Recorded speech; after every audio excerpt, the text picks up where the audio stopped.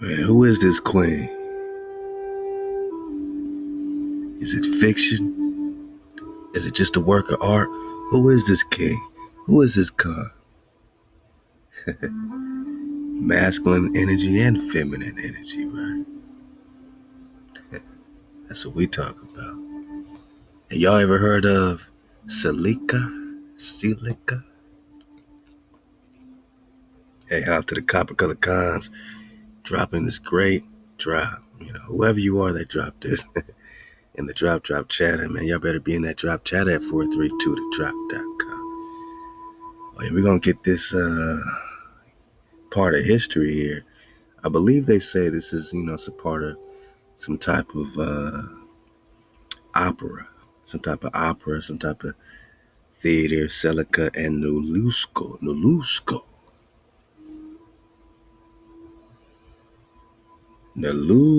they call this kind of. Okay. Pair of bust and white marble, the heads of a painted or patinated bronze. Sign dated, situated. Pagani, Luigi, Fissi, 1871 in Milano. Combining white marble with patinated bronze. The bust represents Nelusko and Selika, protagonists of L'Africaine, an opera by the German composer Giacomo Meyerbeer, 1791. He passed in 1864. And French writer Eugene Scribe, very popular in the decades following its performance in Paris, 1865. Yeah, we're getting real classical over here. Hey, welcome to the 108th installment of the Prester John investigation.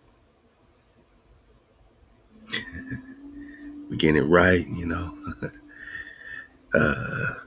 pretty much a cappella, man, with some great indigenous flutes playing in 432 hertz. Hey, out to my cons, surfing the wave and press the 106 and 7. All that was supposed to really be 106 because I, popped off like a 4-hour drop. But, you know how they be, jamming us up, man. The recording software recorded the YouTube volume at like full volume. So if you got a lot of loud background music and you still got through it, I appreciate you. Now we know because they be trying to jam us up. But, it wasn't 432. Hopefully it was still audible enough for you to get the drop. We're going to cover some of those main points again and, just connect it as we go along in our investigation, man. We got, so much to get to, so much, I can't wait to drop. So, you're in the right place at the right time, man. It's all happening. A lot of my niggas is just popping off. You ain't late to the party. You're right on time. We need your energy on my new wave surfers. You got ideas. You got, just great insight, perspective, and we need all y'all. We need all of it. So, the wada, let's get it, man. We in the flow and get around the fireplace. Let's learn something new about Selika and Nelusko. All right. This is some Paris, some classical Paris drop, 1865. Now, the opera is an account of the capture of Nelusko and Selika, sovereigns, so they're king and queen. They say of an imaginary, far-off land by the Portuguese explorer. So they're captured by the Portuguese explorer Vasco da Gama. Come on, man. Come on, man. What are y'all writing in your operas, right? It's supposed to be an opera. In Paris, an opera in Paris in 1865 is writing about two sovereigns, a king and queen, that's captured by Vasco da Gama, who's a known conquistador, right? This is a known American conquistador, right? or Portuguese conquistador in America, right? And they gonna call America what? An imaginary far off land. Yeah, this the Prester investigation. Because we are talking about kings and queens, after all.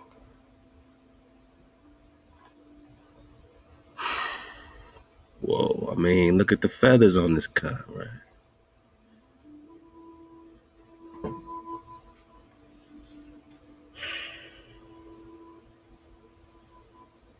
My nigga, look at the feathers on the car, right? Copper color car. They gonna find the copper color car. Hold up, man. Make sure I got me some feminine energy in here, man. Yeah, did. Look at these cars. Ooh wee.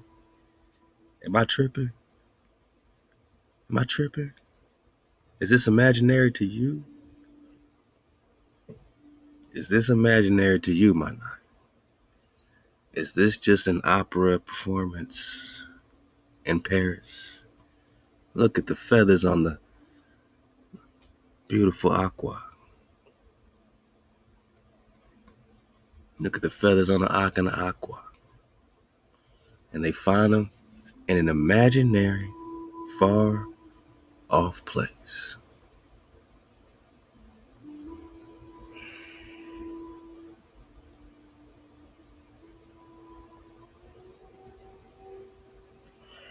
Okay.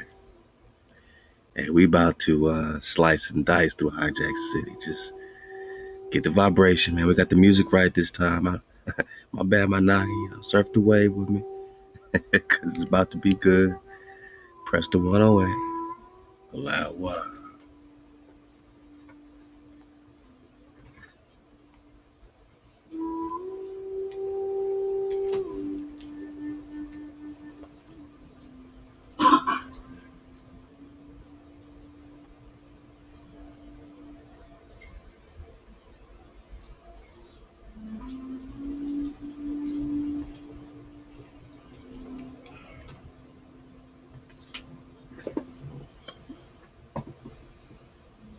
Okay.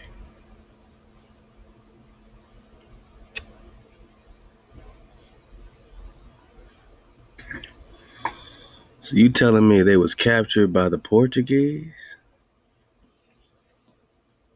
in an imaginary far off land?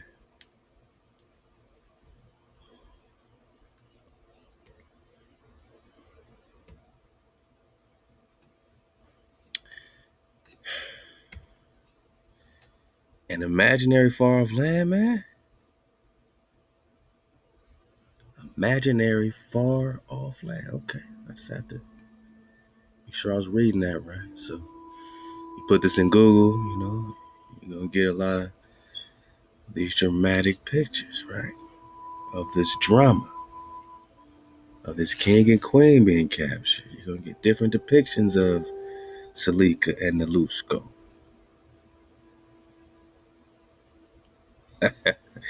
Look what they turned the copper color card into now. Look at this. Oh, this is Vasco the Gama capturing the princess. This is crazy.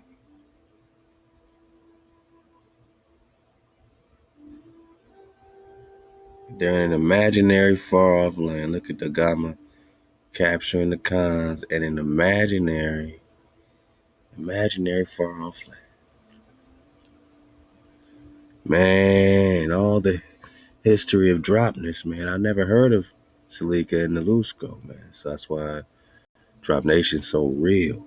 And they got them looking like kind of Indians in India type of thing. You know what I'm saying? Letting you know they're in a far off India. They're in an India. Say it with me. India superior, boss.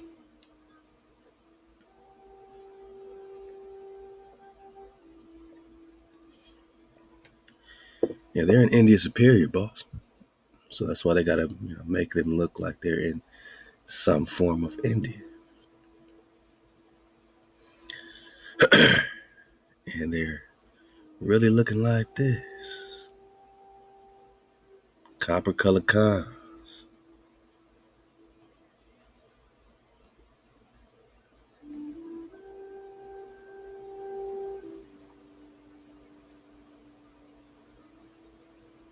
I mean, this thing got a soundtrack to it.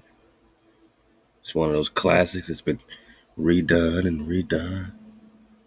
They got the Naga Queen singing along in the La Africane, but they're singing about a far away land.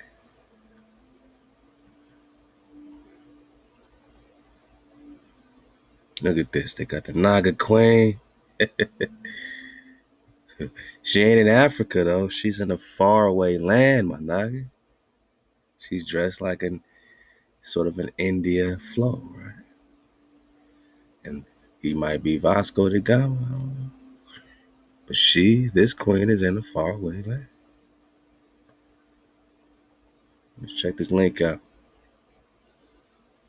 I mean, this is really interesting stuff, man. I've been saving this one, man. I've been saving this drive. Oh, wow. For the right time, for the right vibrations. This queen looked like Auntie Jackie, Auntie Judy. I got an Auntie Judy.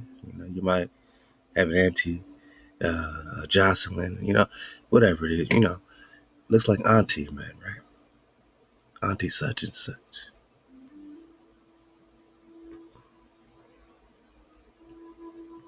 It's a 4-hour, 15-minute opera. This ain't no joke. My Mayor Bear's last opera. And it was premiered a year after his death. It is also probably, for that reason, the most modern sounding of his operas, although he started writing it as early as 1838. It is also a very interesting composite examination of multiple theories. So he's talking about far India. He's talking about faraway lands, Negroes on faraway lands. Let's go. Faraway theories, multiple theories from his earlier operas, such as Intolerance and Religious Extremism. Oh, this is extreme, all right. It also uniquely grapples with sexism, racism, with the Euro-colonial framework, because they're talking about Vasco da Gama, they're talking about colonists. If you're talking about colonists, you got to be talking about the Indias, right? America.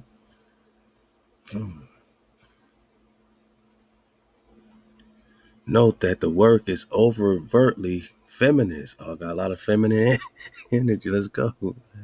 I think I can say without controversy that the female characters in this opera are stronger than the males. Boss.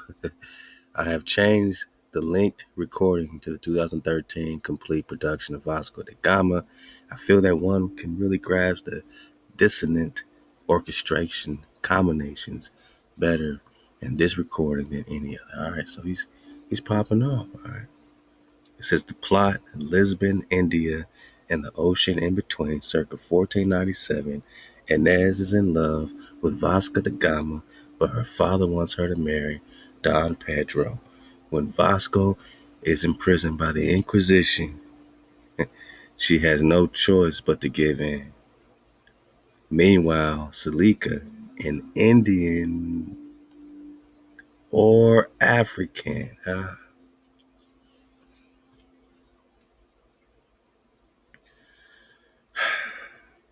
How can you be Indian or African?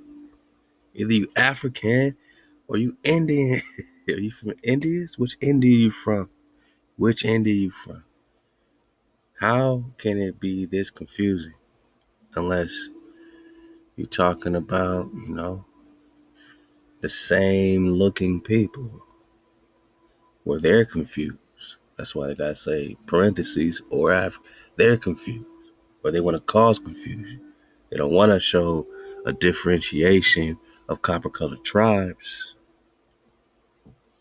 So you Indian or you African. That's crazy. Because in India Superior today, in Florida today, in Mexico today, all throughout the Americas today, they're calling you African American, boss.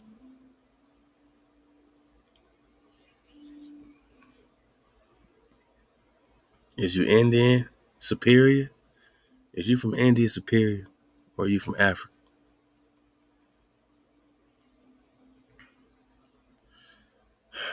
Okay, let's go.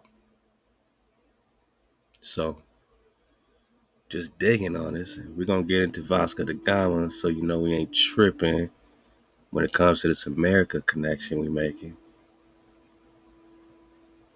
I just want to look a little more into this opera right quick. Take my time with this. The plot. So they're saying that Vasco da Gama is supposed to be in love with somebody named Inez or Inez, Inez. But her father, so she must be an indigenous queen, right? And Vasco da Gama wants her. They say she wants him too. But her father wants her to marry Don Pedro. All right? So it seems like her father's just trying to, get in good with the hijack. When Vasco is in prison by the Inquisition, she has no choice but to give in. Meanwhile, Selika, an Indian or African queen who rescued and returned Vasco to Portugal. So she rescued and returned. Remember, they talk about the strong female, you know what I mean? So she rescued and returned Vasco to Portugal. All right. Has fallen in love with him to the consternation of her warrior, Nelusko. So it's a love triangle. Everybody want Vasco da Gama. Everybody want Vasco. You see how the hijack writes history? Oh, here comes the conquistador. Everybody wants him. All the women want the conquistador. Here comes. They're gonna bring him in. They're gonna redo this movie in Hollywood. They're gonna have Leonardo DiCaprio starring as Vasco da Gama.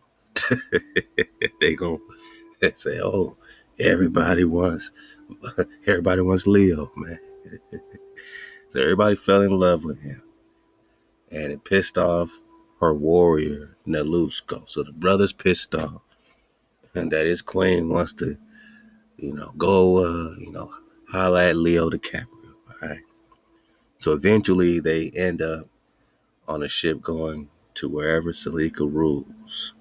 So she's ruling, all right, and are shipwrecked with the Portuguese characters all experiencing an uncomfortable change in who is in control.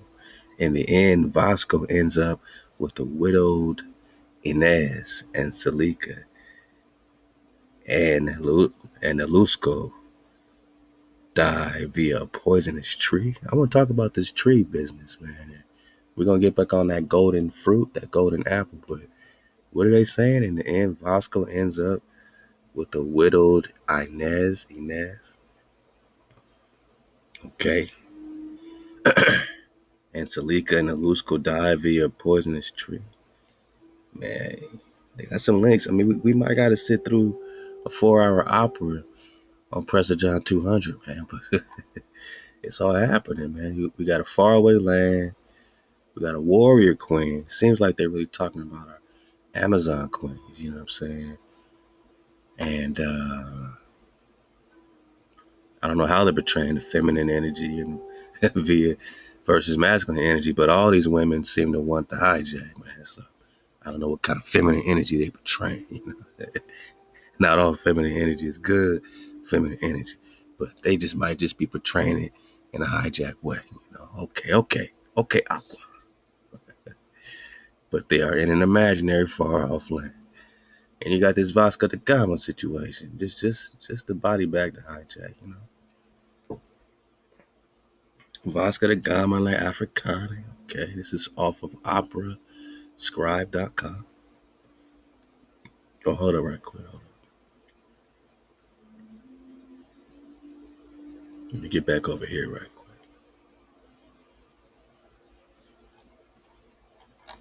Is this the 101?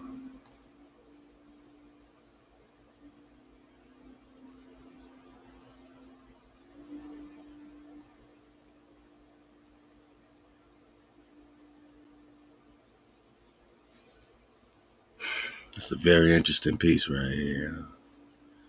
If anything, is letting you know what they were seeing in these far away lands.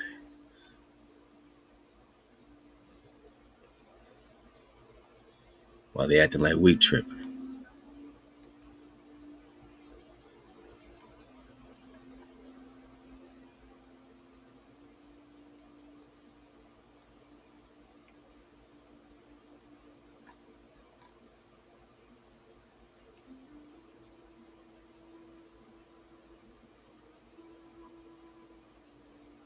Okay, let me pull this link up right here. Actually, this is good. Let's get it from here. So it says, all right, this is the Grand Opera, right? And the Iberian Exotic French Grand Opera. Let's go. Giacomo Meyerbeer's Valedictory La Africane was the first given posthumously at the Opera de Paris on 28th April 1865. In his opera, the Portuguese explorer Vasco da Gama is loved by Selika, an enslaved Indian queen. Before they said African or Indian, right? So she's from India. Okay. And you say, which one? Okay. Because this is only Asia, boss. And as we start talking a little bit of Taurus Sancta, touching back in, to the Holy Land, because we talking Prester, we got to be talking Holy Land, man. So just remember you're in Asia. So what they call India, we're also calling India superior, because this is where they're finding this sovereignty.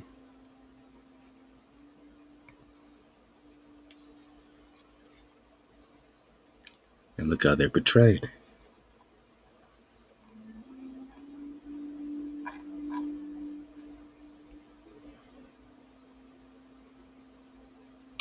Look how they're portraying it, right? So,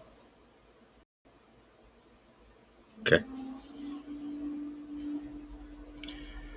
So Vasco da Gama is loved by Selika, an enslaved or hijacked Indian indigenous queen, all right? And the African title, or the African of the title, whom he buys. Okay, there we go. Whom he buys at a slave market somewhere on the southeast coast of Africa and takes back to the Portuguese court. Whoa, whoa, whoa, whoa. Are they mixing up their stories? Because didn't they just tell us something a little different than that? We heard something a little different than that. We heard that the opera is an account of the capture of Nelusko and Selika's sovereigns, right? These are kings and queens, so queen and king, so they're not just some slave, all right? And they weren't just found off the coast of Africa. These are sovereigns of an imaginary, far-off land. You see how they do that? Don't say nothing about finding them in Africa. They are king and queen of a far-off land, okay? And we know they're talking India, so now we're talking about India superior. We're talking about the furthest India, like we read in Lost Tribe and Promised Land by Ronald Sanders.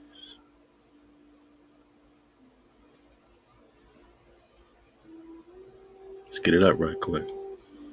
I just want to talk about the farthest India, man. The farthest India. Let's go to page It's been a while. It's been a while. 40 something. 40 something. Okay, we kind of did a good belly flop right here, man. Cause I like to get that small print.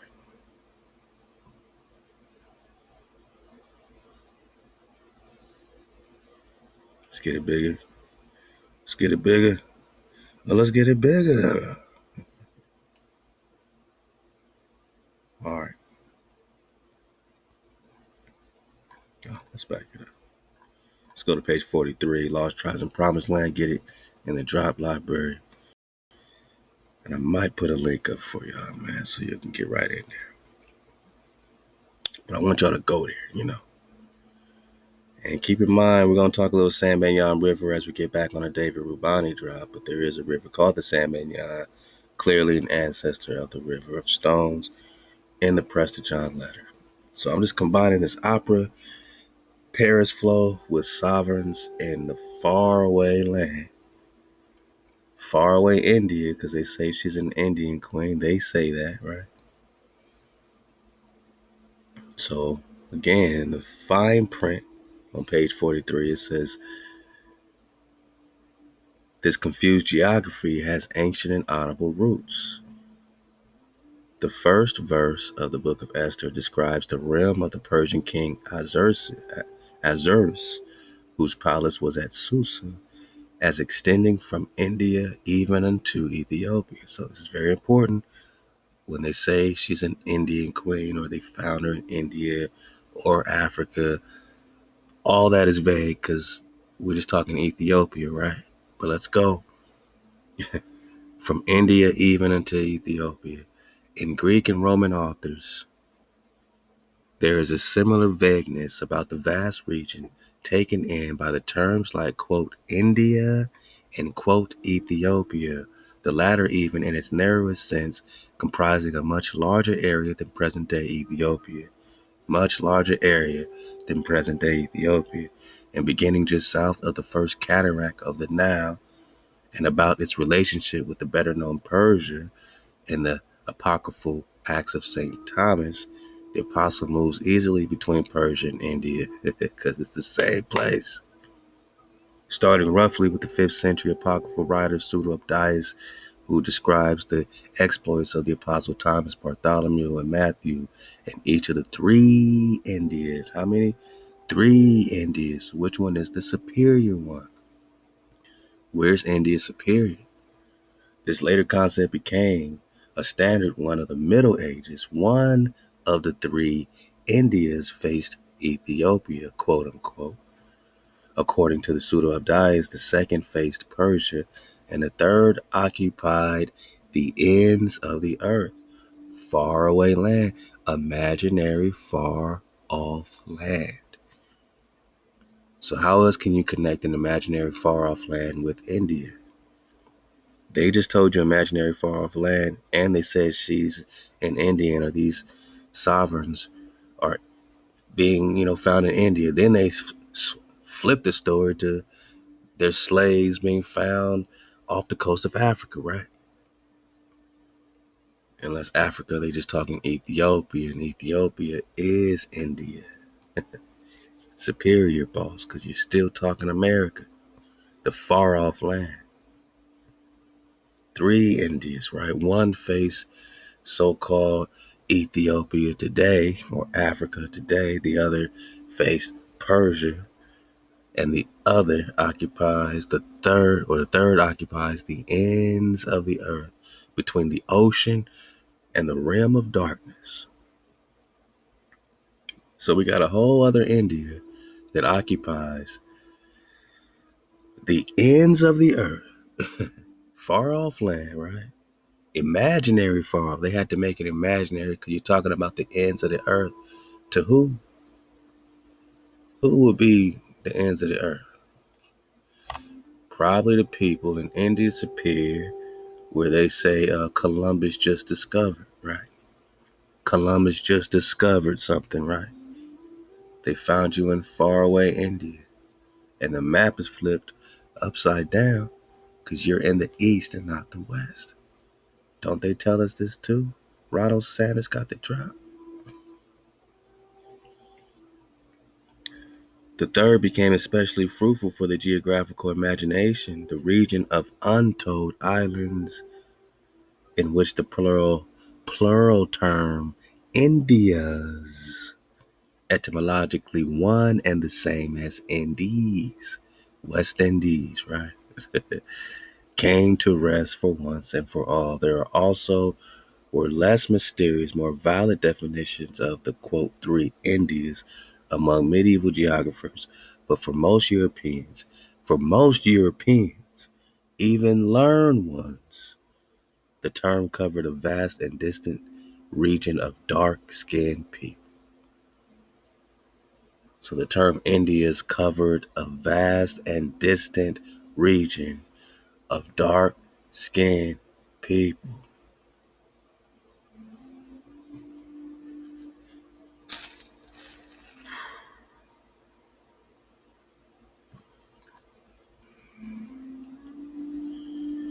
Sovereigns in an imaginary far-off land, a vast, distant region of dark-skinned people.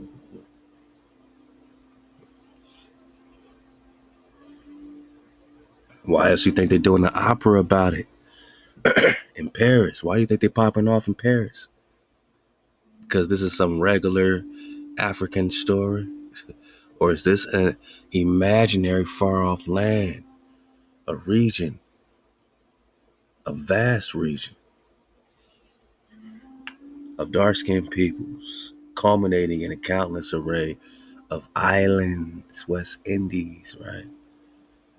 In one direction, and in Ethiopia, the biblical Kush in the other.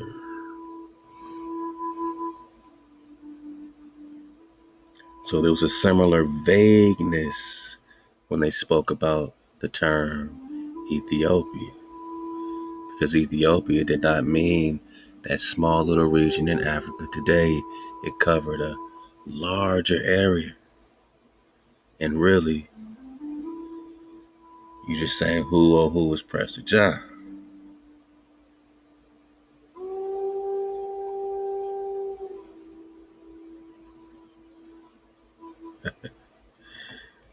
Let me pull up my Prester flow one more time.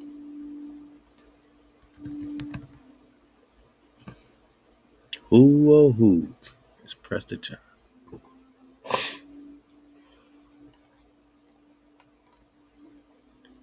Ethiopia, or we're talking Abyssinia, which is the native name. The old name for Ethiopia is Abyssinia, Abyssinios, which they equate to a mixed multitude like Moshe was bringing in the Exodus flow, right? Mixed multitude, Abyssinia, Prester John. And look at the copper color Khan and just pay very close attention to how he's depicted. Just look deep into his copperness, right? And then look at this. Let's get it side by side.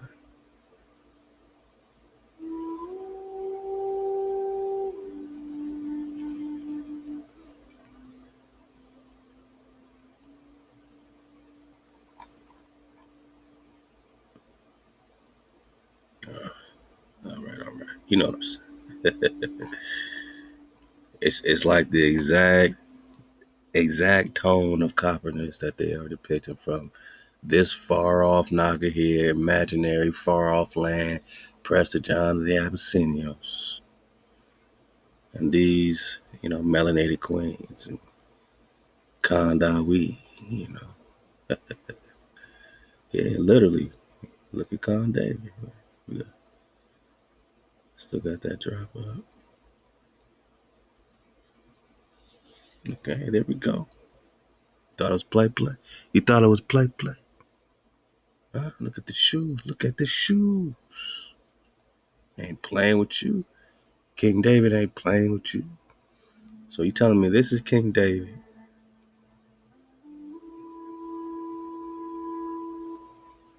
Hold up. This is King David. Look at the shoes. This is Prester John. All right. This is King David. This is Prester John. And this is who they finding.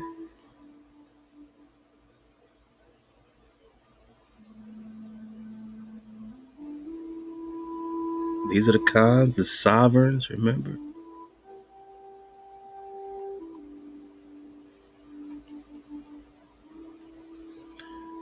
So this is an imaginary story about it's an imaginary story told in Paris in an opera about a king and queen with feathers in their hair found in an imaginary far-off land.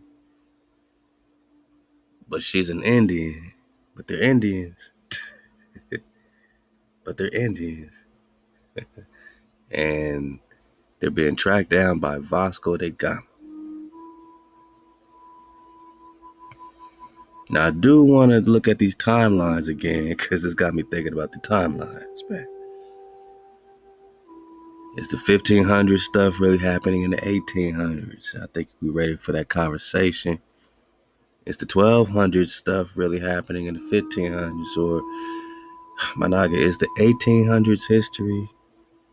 Did that get pushed back 1,000 years to the 800s and the 500s and all that? I mean, 200s, BCs.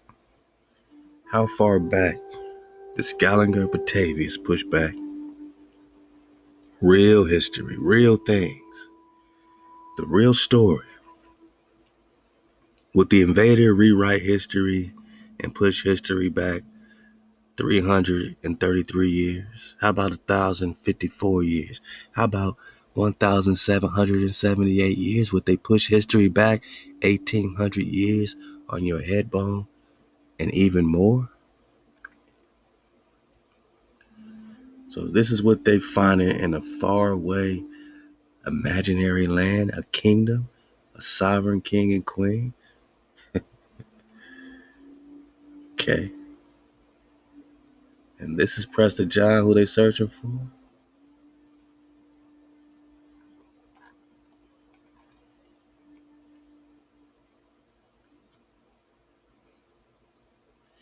They searching for this king for 500 years. They're doing an opera about finding this king right here. And we still are talking about King David. Managa, I said they searching for Prester John for 500 years. It only makes sense they stop searching once they find you. And if they find you and make an entire opera about finding your ass, did they find you and turn you into an opera?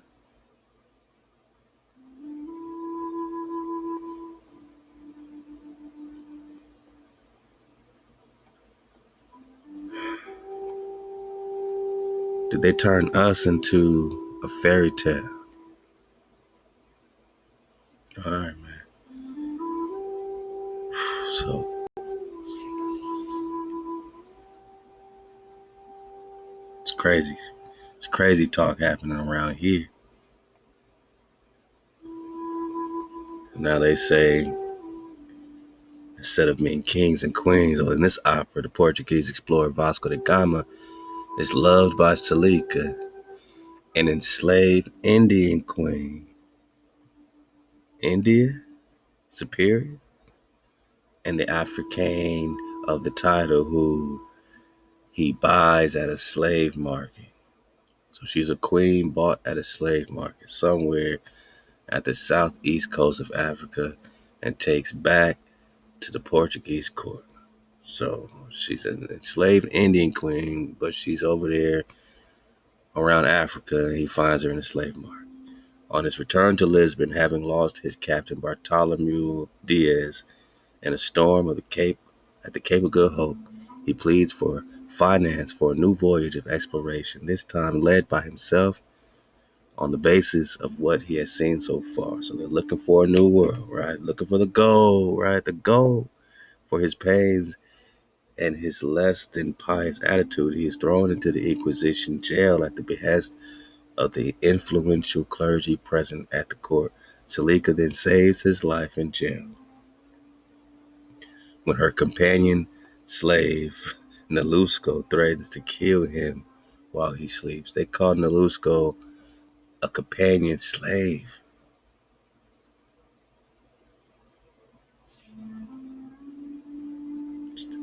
This is crazy talk. He's just a companion slave. He's not a king. He's not a priest king. He's just a slave now. This is how they write in history, man. He threatens to kill, I guess, the Gama while he sleeps. However, Vasco, in his turn, loves and is loved by Dona Inez, a lady of the Portuguese court, whose father opposes their marriage because he considers the Gama to be a mere adventurer of no family. Inez promptly secures Vasco's release from jail by agreeing to marry the powerful and hot-headed nobleman Don Pedro, whom her father had selected for her.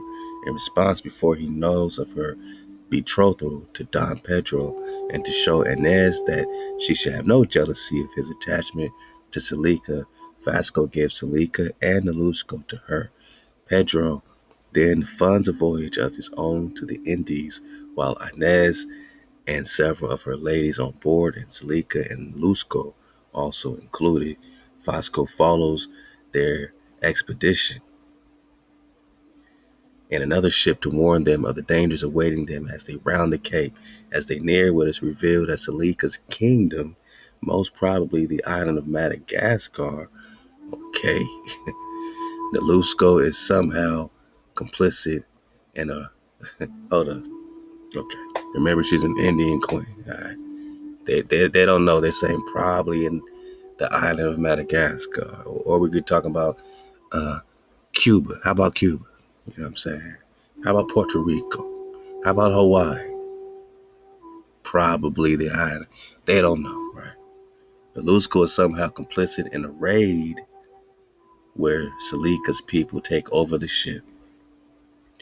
Just before this, Vasco boards Pedro's craft, but is greeted by outright hostility on Pedro's part, to the extent that he orders Vasco's execution, an instruction then lost in the subsequent fracas, Fracas, fracas, in which Don Pedro and all the other men, apart from Vasco, are put to death.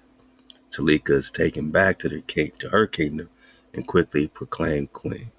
When a disoriented Vasco then appears at her court, she immediately informs all and sundry that he is her husband. This in order to avoid his execution under laws decreeing death to any foreigner found in her territory.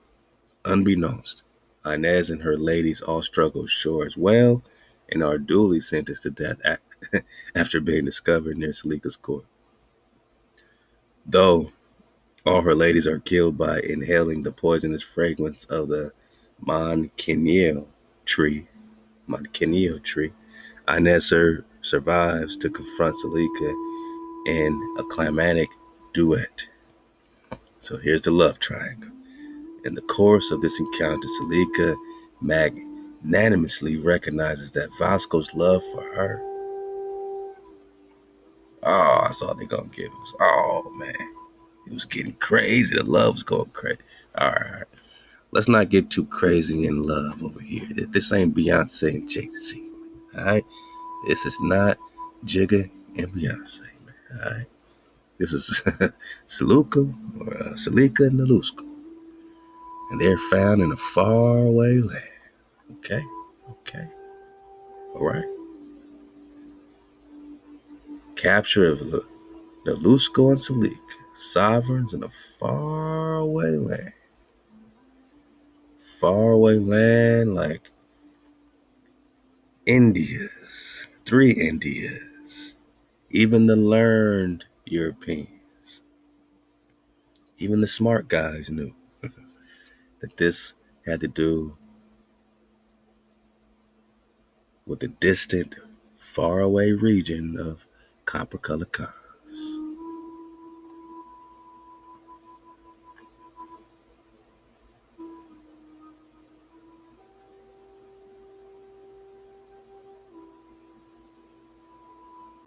Oh man, I love this book so much, man. It's just really riding your face bone. Again, I want to get on this San Benyan flow, but yeah, everybody knew Prester John is a Naga. There was no question about it. This the Naga with the sapphire. His bed is made of sapphire. Everything is popping off with the con.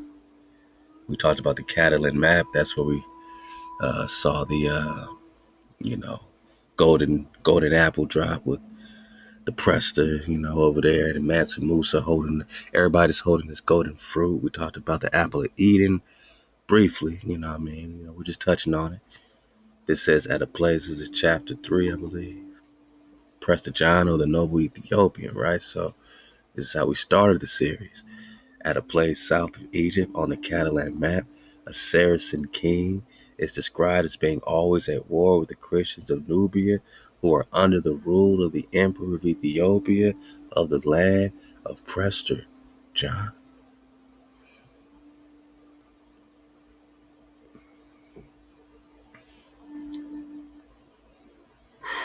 Say it with me. Anion.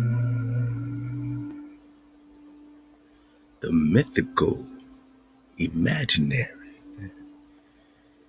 Anion. The mythical, imaginary Anion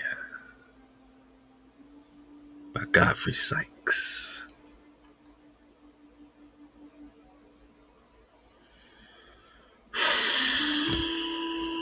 When the great Venetian traveler Marco Polo returned from his eastern wanderings in 1295, he brought back for the use of geographers and future travelers a fund of information concerning Eastern Asia, which was to serve as the main source of such knowledge for the next 500 years. It was thus inevitable that as the wave of Spanish exploration, Vasco da Gama, swept across the newly discovered American continent, more than 2 centuries later, men should instinctively turn to his pages for information concerning the mystic land of Cathay. Where's Cathay? Which is now conceived had been so nearly reached by these new travelers.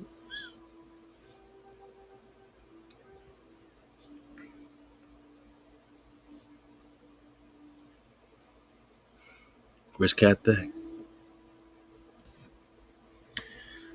All right, this is supposed to be North America, right? Florida, right? All right. Cathay. Cateo. Cateo. Cateo. Karakatai. Cathay, Katai. We're talking pure land. We're talking promised land. Where's China? Look, China, right? Cathay. Not just in the Gastaldi 1548 map of the world. Nah, man. Nah. Not just here does it say Cathay. Does North America even exist? We're just talking Asia. Here we go, boss. Cathay. Right? This is Mexico, Paris, or Paradise, love to the family. Florida, Cathay. Cathay. So, do we have Cathay anywhere else? We got China connected to South America.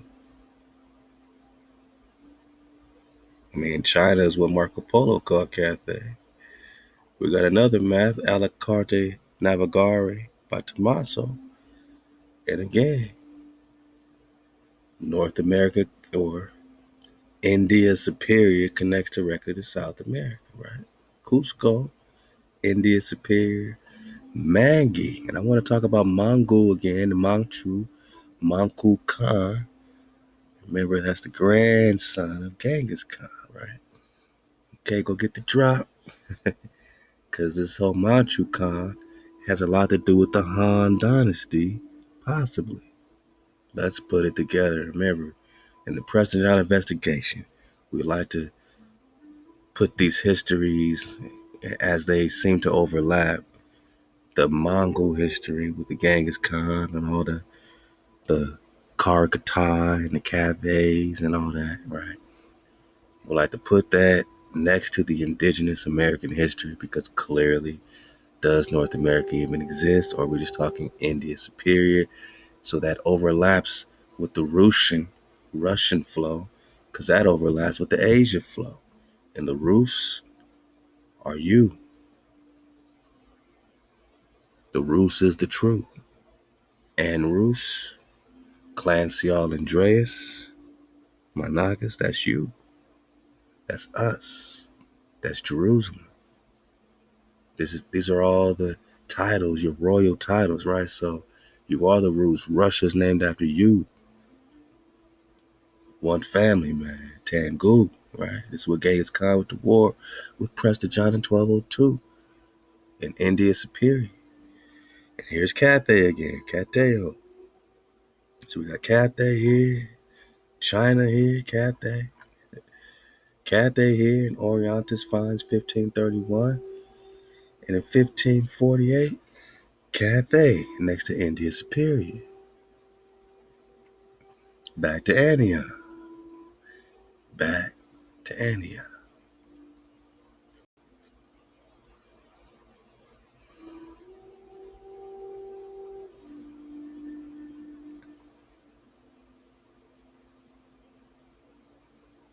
The mythical Straits of Antioch.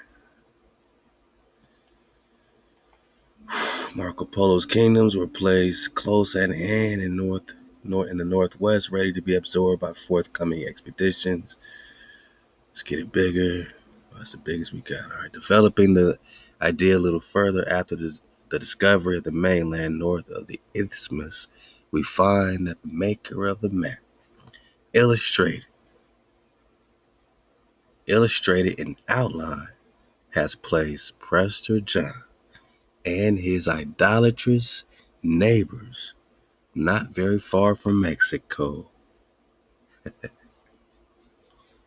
Yeah, Prester John was surrounded by the hijack. Remember, he had to keep Gog and Magog in check, right? What it say in the medieval history of the Israelites.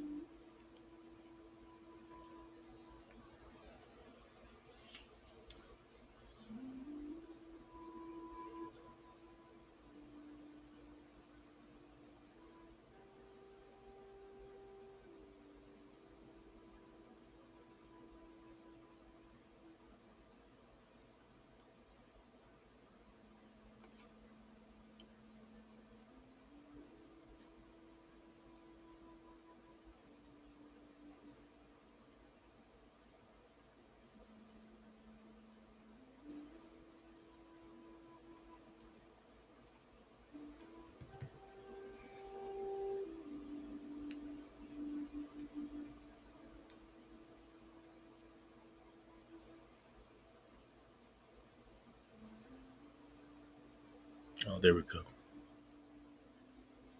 There we go.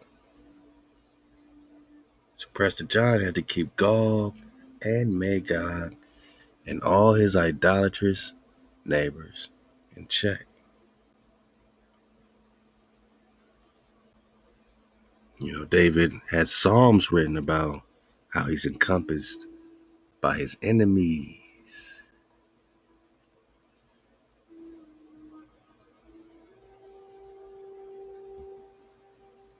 Hold up. Let's get the drop. There we go.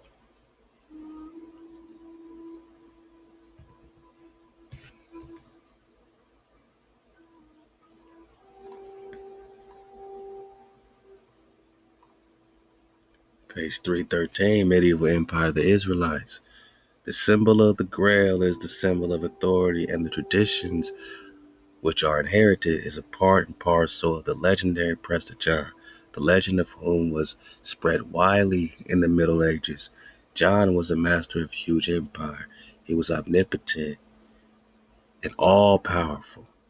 King and czars were for him only subjects, so his title was above a king title. He's a priest king, he's a Prester. Tracticus Polymacaris calls Prester John king of kings, Rex Regnum.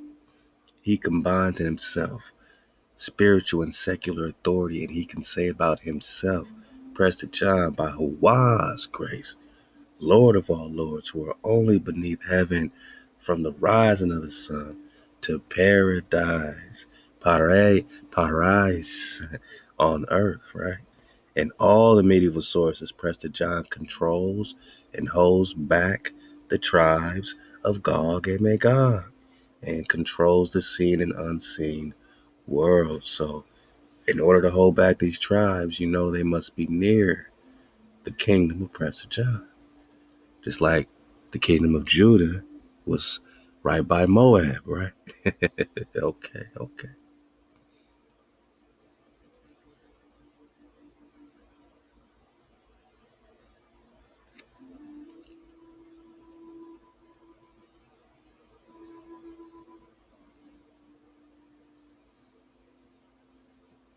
So in the mythical straits of Antioch, what they saying?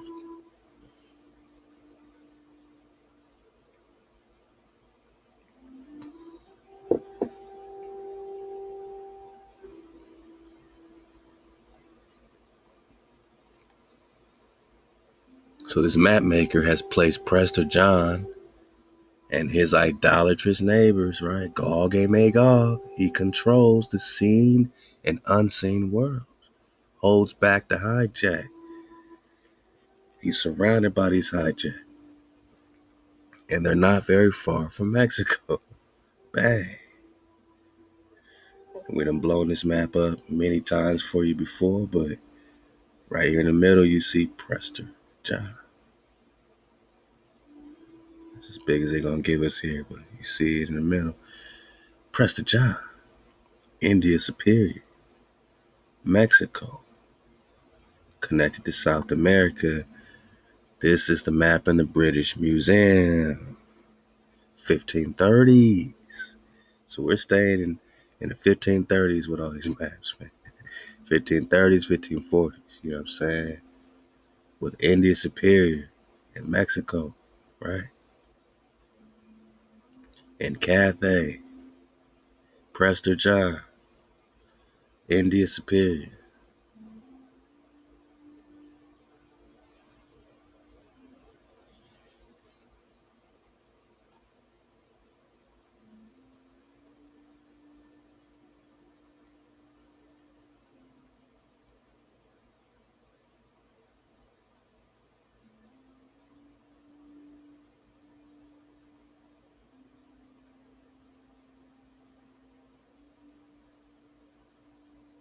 Okay, here we go.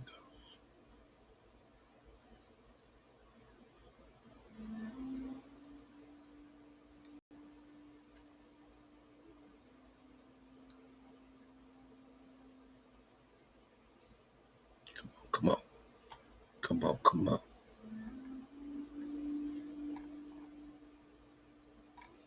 So,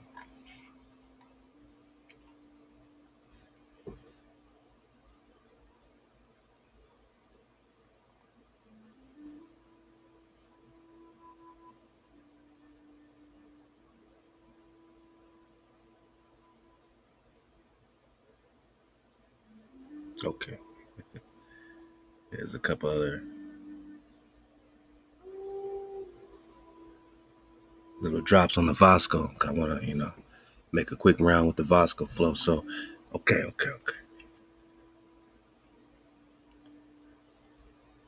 So by the time we, see how they're making a mockery, making this mythology right in our face, making this into an opera in Paris, in Paris.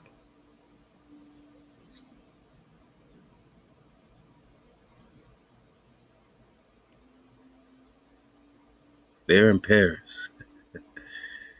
making an opera about Parias, which the fan said this is paradise. Translation of paradise. Like Florida, like Cathay.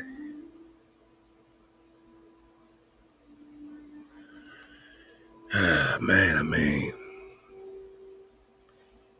Cathay seems to really be playing. Cathay seems to really play in this investigation.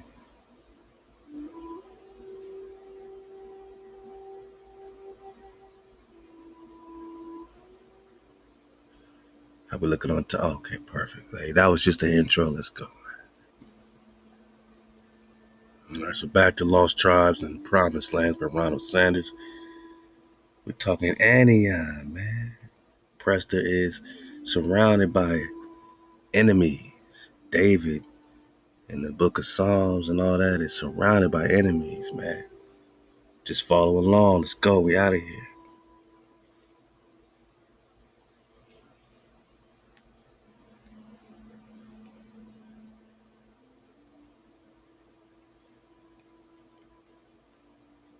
So again, the Saracen king is described as being always at war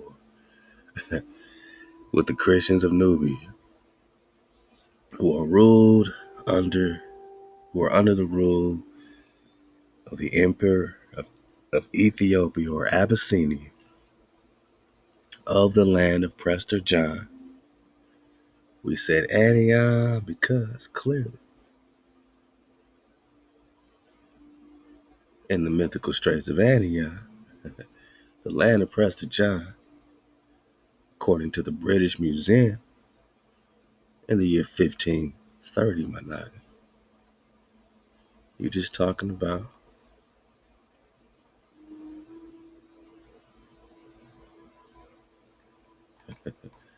India Superior. The same thing. One more time, man. One more time.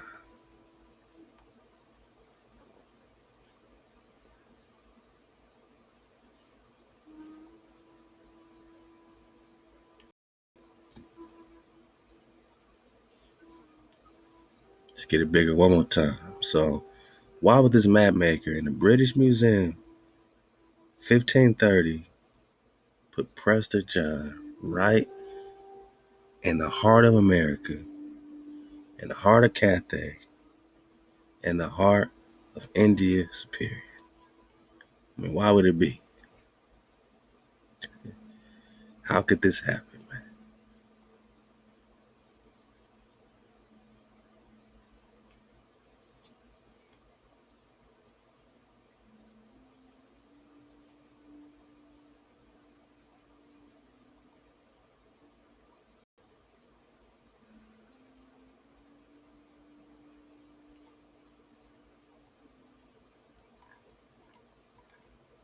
Here we go. How could this be that they put Prester John and then the Bering Strait or the Strait of Antioch or the mythical Strait of Antioch would be right here? We're getting us out of the mythical Strait of Antioch, you know what I'm saying, PDF documents. So did Genghis Khan cross over the Antioch flow to the kingdom of the Prester, or did they meet up like it says in Swords of the East right here in Tangu or Tanduk? And, he crossed through Greenland or something like that. Either way, Prester John is over here tripping.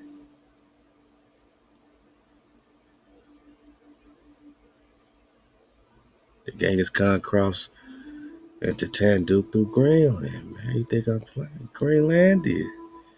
1548, you could just walk on by. Ain't that something? It's all happening.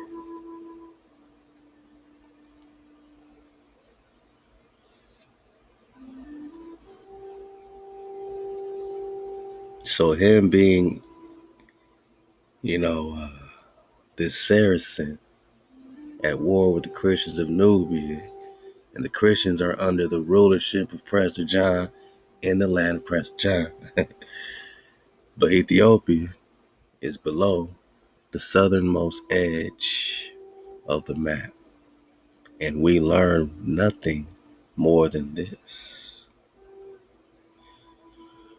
The narrators of John de Bethencourt's Canarian expedition speak of going to Africa to obtain news of Prester John. So you know they're not looking for no white man in Africa, right? And Prince Henry's chronicler, Gomez Inns de Zurara, writes of the explorations along the African coast that the prince, quote, not only desired to have knowledge of that land, but also of the Indies.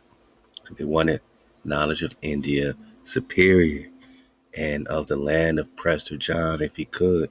Indeed, the search for Prester John, for the name which is Presbyter Johannes in Latin, Preter John in French, is simply a variant of this, was considered by Zurara to be one of the main reasons for Prince Harry's whole enterprise.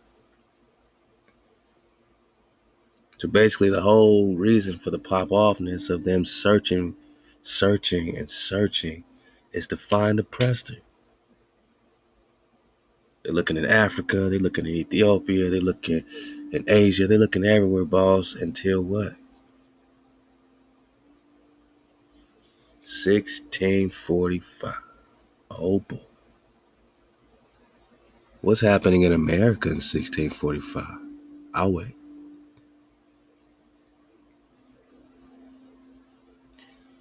Was there conquering conquistadors and Vasco da Gamas and stuff popping off? In the new world, the faraway world, what are they finding in the faraway world?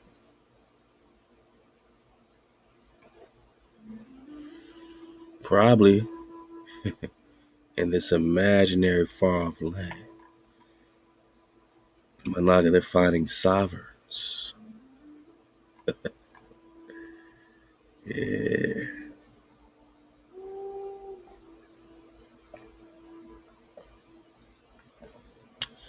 This is what they're finding in the new world. Sovereigns in the imaginary far-off land. Portuguese, right? That's crazy. Because this monument is a Portuguese monument in South Africa, right? And then they say they found them on slave ships off of South Africa, off the coast of South Africa. This monument is off the coast of South Africa by the Portuguese looking for Prester John. Same copper colored car. Same copper colored car like they showing us right in our Facebook. Let's go. Let's go.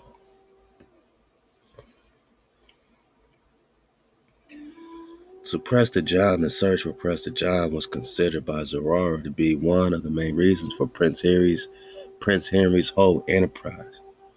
The legend of this prince, this Khan, they say Christian, dodge that. Because why are they trying to subjugate? Why are they trying to indoctrinate? Why are they trying to convert Prester John and all of the Nagas in Nagaville if they are already Christian? But he's living on the other flank of the Muslim world. So they also needed help to fight, in this, so-called battle that they're supposed to be having as Christians and Muslims, right? But I think they're all working together, man, to find the Hebrew priest king, to subjugate, to get the promised land. This is the Treaty of Peace and Friendship in real time. Christians and Muslims, right? Treaty of Peace and Friendship. Bang. So they're looking for this Khan. He excited Europe for nearly 300 years. Who's excited for 300 years about one person? And what one person do you search for for 500 years, boss. This one person has these people in Europe excited for hundreds of years. We got a Portuguese monument where they're searching for hundreds of years, 500 years for Prester John. The same Portuguese monument is off the coast of South Africa, and this is where they're saying they're finding these sovereigns in a faraway land. These Indian sovereigns and India superior now become slaves in an opera in Paris, but they're just found in an imaginary far-off land by the Portuguese. And we got a Portuguese monument in South Africa searching for President John for 500 years. And they're excited in Europe for nearly 300 years. But Henry the Navigator's zeal to find him may seem surprising in the light of the dismal history of race relations that was to ensue as a result. For by this time, most educated Europeans, most learned ones, right? Most learned Europeans, most Europeans with actual education considered Prester John to be black. Most educated Europeans knew Prester John is a Negro. They know this. This wasn't about race. This was about royalty. But I know, Israel, I know, Hasharala, I know. I remember. You've gone a long time without a king. You've gone a long time without a Khan.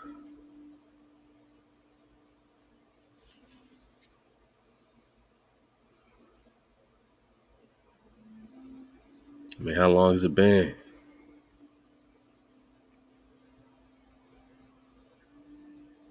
Classroom Anagas, what they do. Tara Santa. Uh-oh, we popping off. Hey, out there, everybody, man, just participating in the Tarzanta challenge. Yeah. The Tarzanta challenge is all happening, man. Looked at the bro, said cool. Said cool, popped it off with this Tarzanta drop, which we've been digging further into the maps. All right. Hold up. We gonna get it. Of this J Hall. Hold up, man. Come on, man. Stop playing. And there shall come forth a shoot out of the stock of Jesse. We talking David. Who's the son of Jesse? The sinless man Jesse.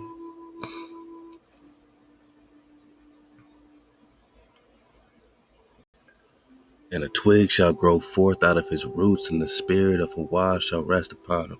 The spirit of wisdom and understanding. Digging on it, man, and right now I'm just interested in a place called Virginia. Tell you about AI, man. AI got a mind of his own these days, man. Hans and Sophia going crazy. And there shall come forth a shoot out of the stock of Jesse. A twig shall grow forth out of his roots, and the spirit of HaWah shall rest upon him. That ruach of wisdom and understanding, the ruach of counsel and might, the ruach of knowledge and of the fear or the respect of the Creator. And his delight shall be in the fear or the obedience. These translators translate everything to fear, but your Creator don't want you to be scared. Your Creator wants you to obey, to listen. Your parents want you to listen, not be shaking in their presence, but to be obedient. I mean, yeah, you're going to come trembling when you realize the power that we serve is real. But overall, more than you being afraid, you need to be humble and obedient and respectful to the code, to the frequency that is HaWah, our breath, our security.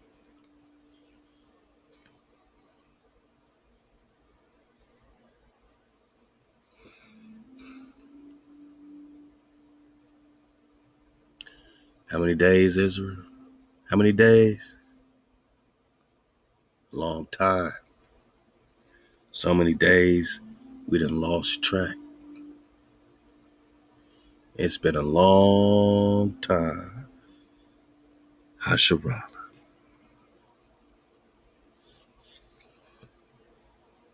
For the children of Israel shall sit solitary many days without a king. So all this Prester talk is just foreign to you. You think you deserve presidents and vice presidents.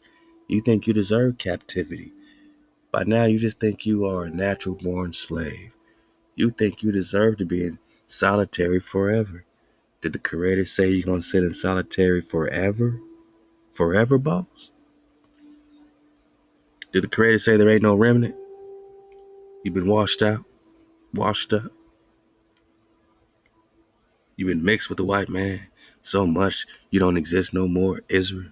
Is that what the Creator say? Or did they just find a Naga, just invade a Naga, and they ain't had a time to change us into no new race of people? They did not intercept every Naga seed in slavery and say, nope, you almost got pregnant, but nope. Nope, you almost got pregnant, but nope. That Naga can't have a Naga seed. That man can't have a baby with that woman. How many Nagas were still having babies, man, all throughout the 1800s and 1900s and 2000s? So, no, you didn't get all mixed out and mixed up. There is a remnant. And even in your mixingness, you are a mixed multitude. And we keep the code. So the remnant continues. The seed continues. How many days? Many days. Israel has been solitary many days without a king, without a prince, no Khan, no sacrifice, no priestly things. And this is when you shall return. And this is when you start to seek the Creator. And when you KTC, you start to seek Tawhid. And you come trembling unto the Creator. And that goodness is the salvation in the end of days. Khan. Okay. Yeah. All right. So we're going to have some good times, do some great belly flops, and just enjoy putting this story together in real time. Okay.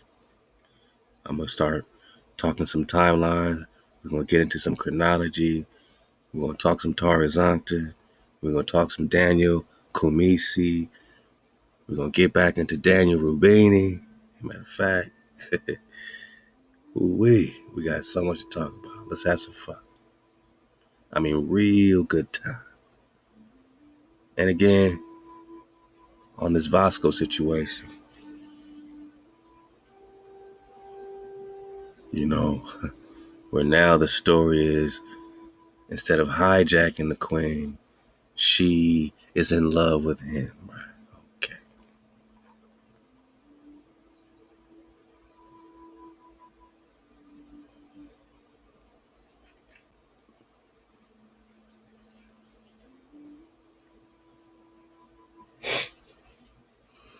Yeah. Vasco de Gama. All right, so here's more about the opera version of Vasco. Selika, slave. Wow. Not a queen, slave. Nelusko, slay. I mean, this is their depiction of our story.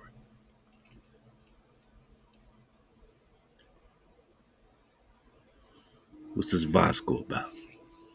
What's this Vasco de Gama? Can somebody tell me what this Vasco de Gama character is all about?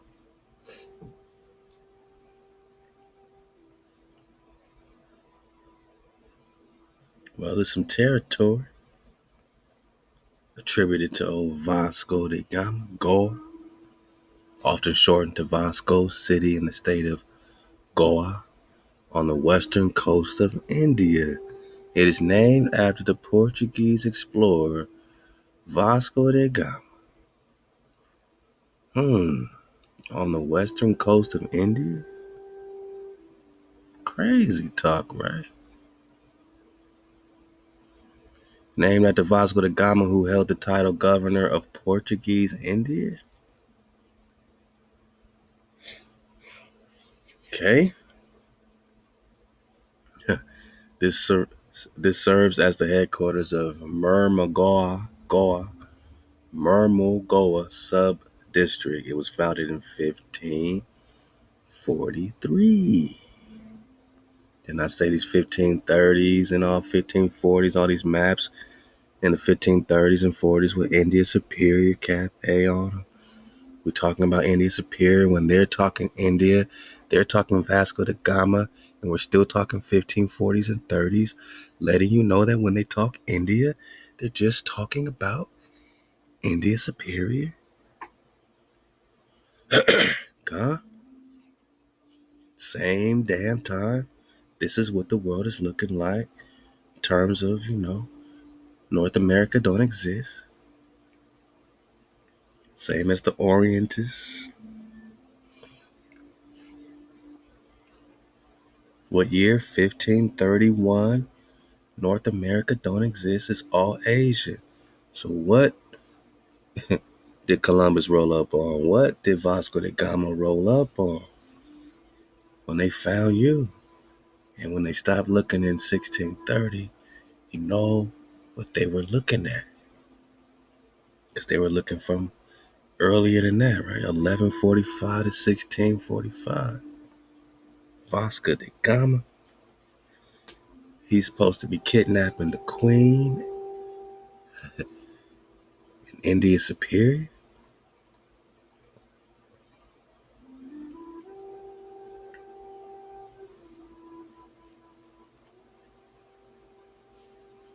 Rolling up in the land of the Prester. First European to reach India by sea. Look at the year, boss. Right? He died in 1524. And look at this. It's right there in the mix when he's searching. They're searching the Portuguese. It's a Portuguese monument.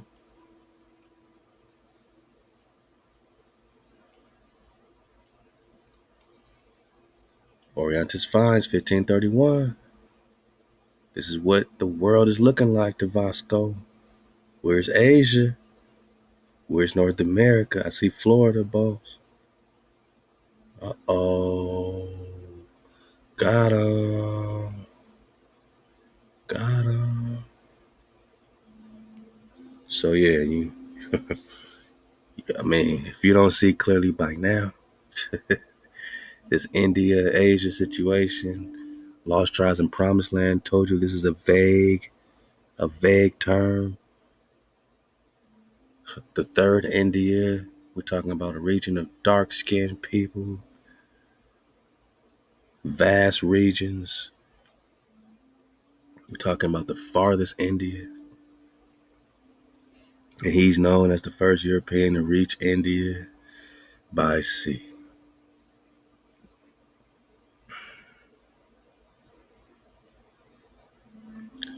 Going around the Cape of Good Hope and all this. So, did he capture a Naga queen and king? I think that's very possible.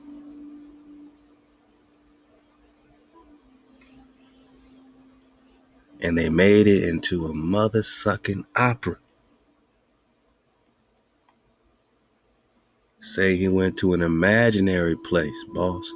An imaginary far-off land.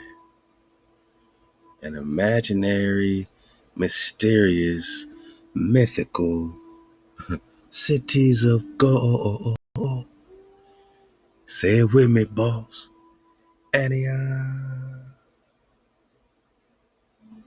He's talking Antioch. Right.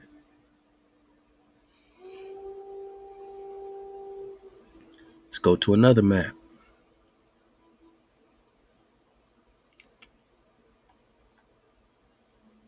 Abraham Ortelius, 1602.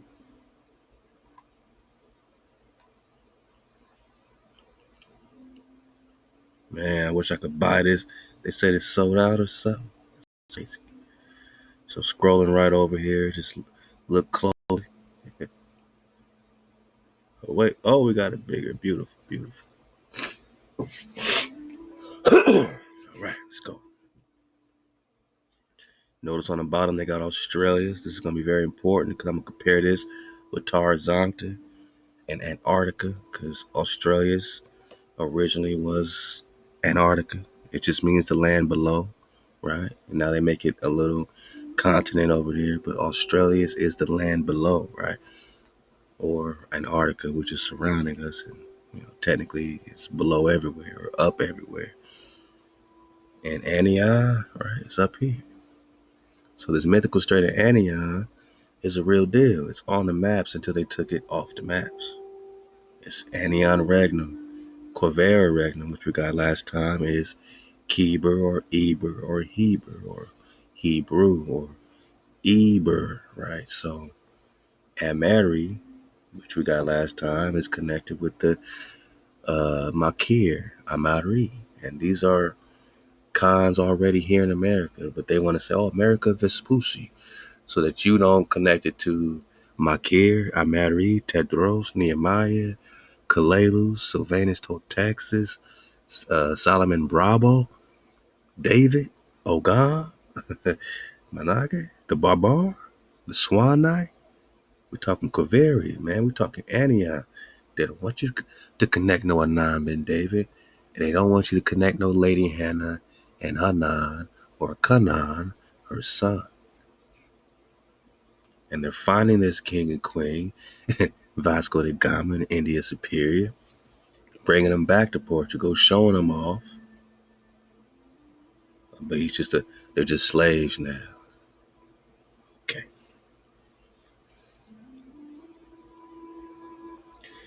Anion is another mythical kingdom noted in the Northwest, reflecting more of the studies told by the conquistadors of gold and wealthy empire.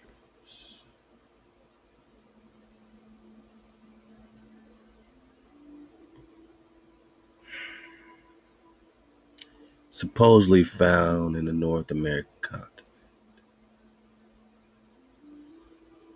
Then you got the land of the parrots beneath the south tip of Africa. South America's corrected shape is surprisingly accurate. A fascinating view of the world as it was unfolding in the 17th century.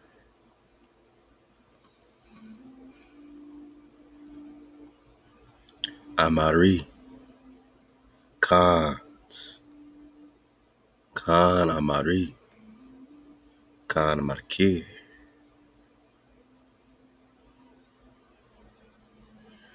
Nah, they don't, the Moors from Morocco, they're just gonna say,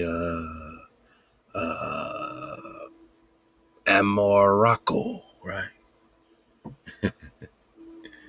Amaroc, Amoroccan. They're not gonna connect it with Amari, Solomon the Builder.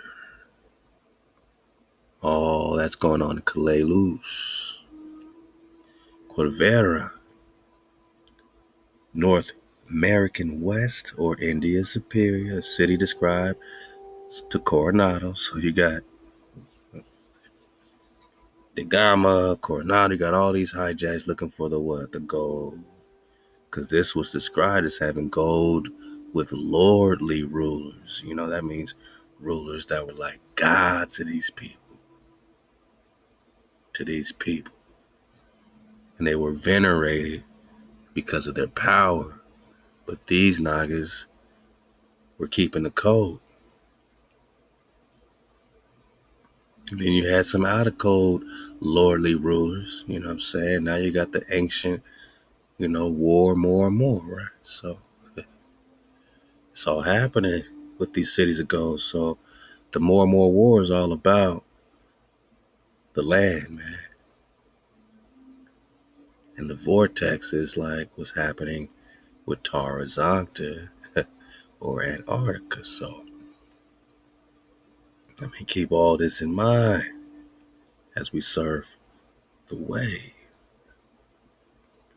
All right, so that leads me into this Tarzanta drop a little bit.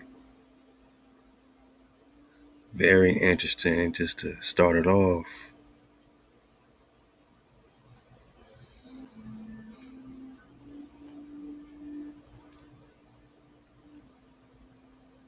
Oh, well, I'm going to let 2020 drop pop off a little on this Tarzanta. Man, Ahab Yosef the real, man. The Cons Nine Spiral, my Jigga, Dizzle, man, everybody else on that Tarzanta drop. Reconstruction Pack. Ahab to all my Nagas, man, who, supported the flow and continue to support the flow. This is just our way of keeping the vibration connected with the information so that it lasts longer, man. We got to make it last. I'm belly flopping over here. I'm going to go back to that map with the Australia's flow. We're going to talk some Tarzanta, talk some Daniel Kumisi. Let's just have a good time, man. We earned it. We deserve it. Let go.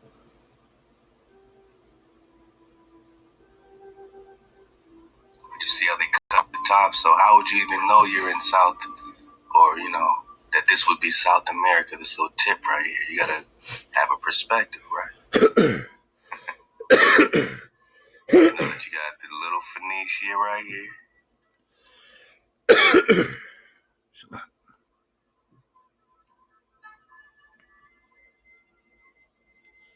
Phoenicia.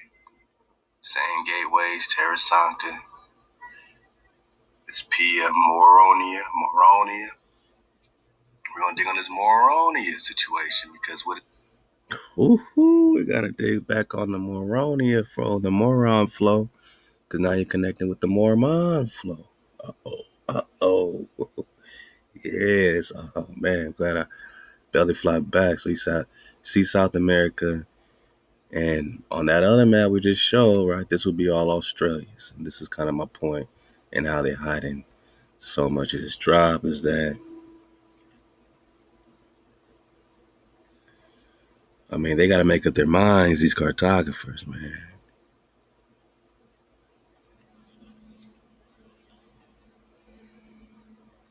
They got to make their minds up. And like you got on the map packs, all the Australia flow, how there was all this land that they called Australia. Now they call it Antarctica. Now they make it like a little bit of land down here, but it's all this land, man. It's so much land that it was at least covering from the farthest regions, as far as in length, all of the Americas. What land covers the entire world, right? In terms of length here. And then we got, of course, in the flat earth maps that Antarctica surrounds you, right? So, but you see it, they're kind of giving you a half truth. Like, we got to be surrounded by this land. Look how much land. If this is what America looks like in South America and all that, why do you think this is distorted? You think Australia's Antarctica is distorted? Well, what's the validation? Here's the validation. Love to say, cool. Let's get it.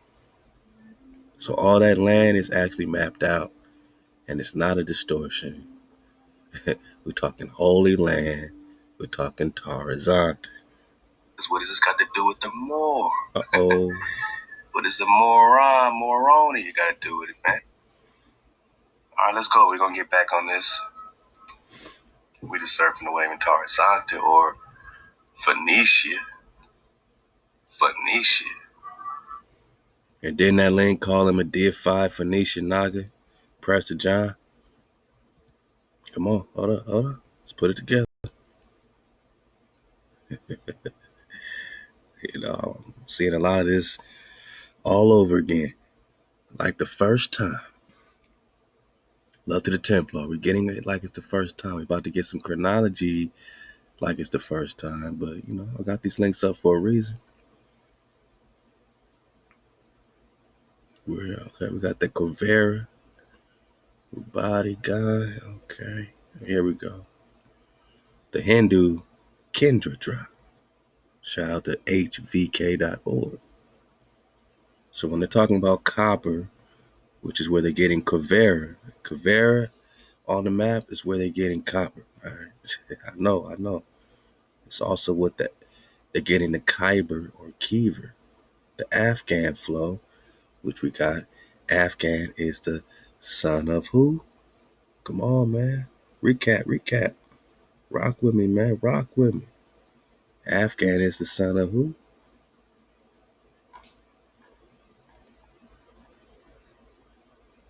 Medieval Empire, the Israelites, what they say. Page 312 of the actual book, 323 of the PDF. Let's go. The adherents of this version maintain that King Saul had a son, Jeremiah, who also had a son named Afghana. Jeremiah died approximately at the same time as his father Shaul. Afghana secured a high position in the rule of King David. So David or Prester held Afghana down, man. Held him up. Gave him a high position. Held him way up. Had him on Kum. We're going to talk about Kum, the meaning Kum. Daniel Kumisi, right? Let's go. Afghan was secure. He is the grandson of Saul, son of Jeremiah. And he ruled, or he was in a high position in the rule of King David and remained at the court during the rule of Solomon. Keep all this in mind because that whole Afghan family, which are Benjamites, then go through this Muslim, flip because Kish, the father of Saul, he over there, appealing to the Prophet Muhammad, bending the knee. Kish's name is then changed to Arab or Arab, Rashid. Now, when you dig on this Rashid family, you're digging on Benjamites that are hidden within the Arab or the Arab proper, because there's a difference. But now we're just talking Joktan, son of Eber, and Eber is Heber, my nigga. Bang! See how we got back there? From the Afghan, through the Joktan, back to the Eber. And the Eber is Quivera, the fabled cities of gold, man. And we're talking about a deified Phoenician Naga king, philosopher named Kubera, which is probably where they're getting Cuba from. Kubera. Learn how to smelt copper, gold, and other metals. These activities took place in the kingdom named after him, Copper, or Kubera, or Kivera, with a KH. We're talking about the Kuiper Pass, man. They want to put you in southeast Afghanistan, northeast Pakistan, but what's Afghan all about?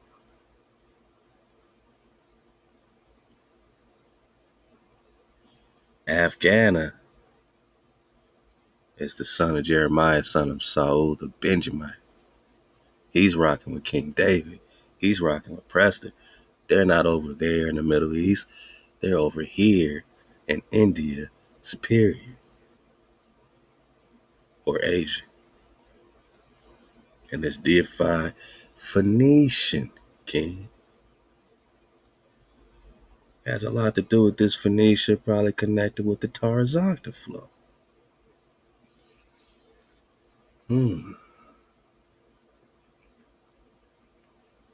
Okay. Okay.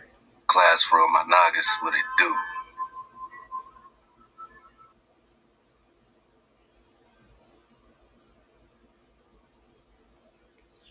Let's go. She was living in con game practice against the hopeless gullible. Let's get it back. To know that you got the little Phoenicia right here.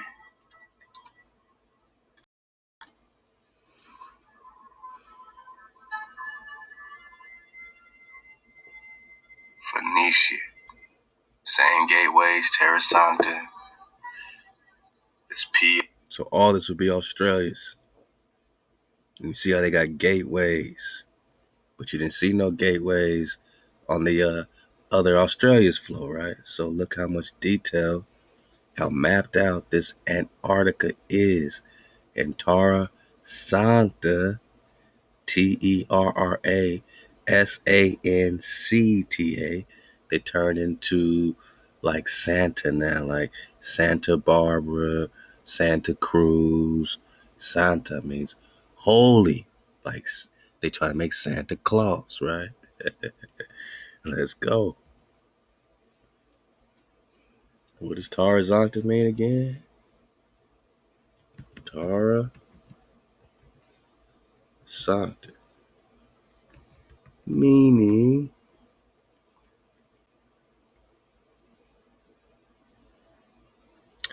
Holy Land. We just talking Holy Land. Huh? Proper noun, Tarzanta, Holy Land. The region where most biblical events took place. This is getting good, right? Because love to say, cool. We have it on the map right here. Right beneath South America. And on that same David Rumsey map, just to compare it to a different map projection before I let 2020 drive pop off a little more. But just right quick on the David Rumsey map.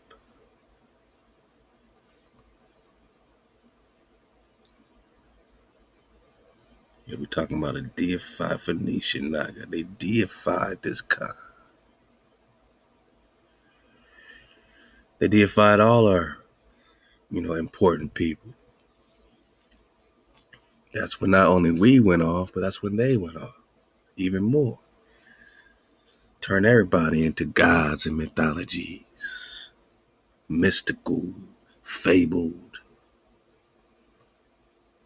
So that same area right under South America, this will be your azimuthal equidistant AE flat earth map projection. Unlike the Mercator that's spread out, so-called east and west. Here you got east and west, but it's clockwise and counterclockwise, like we got in the flat drop orientation flow. I'll let it clear up a little bit.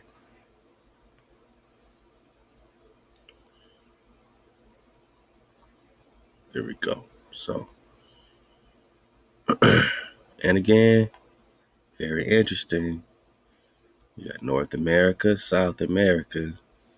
Now they would have Tarzanta probably popping off because there's a little gateway, right? And so over here you see these gateways. And instead of it just being Australia's at the bottom of the map, Australia's is surrounding you, boss. There's Australia's everywhere, boss, because South is everywhere outside the ring, or at least compared to the northern center. North is center, south is out the outer ring. East and west is counterclockwise and clockwise. Let's go. And you know,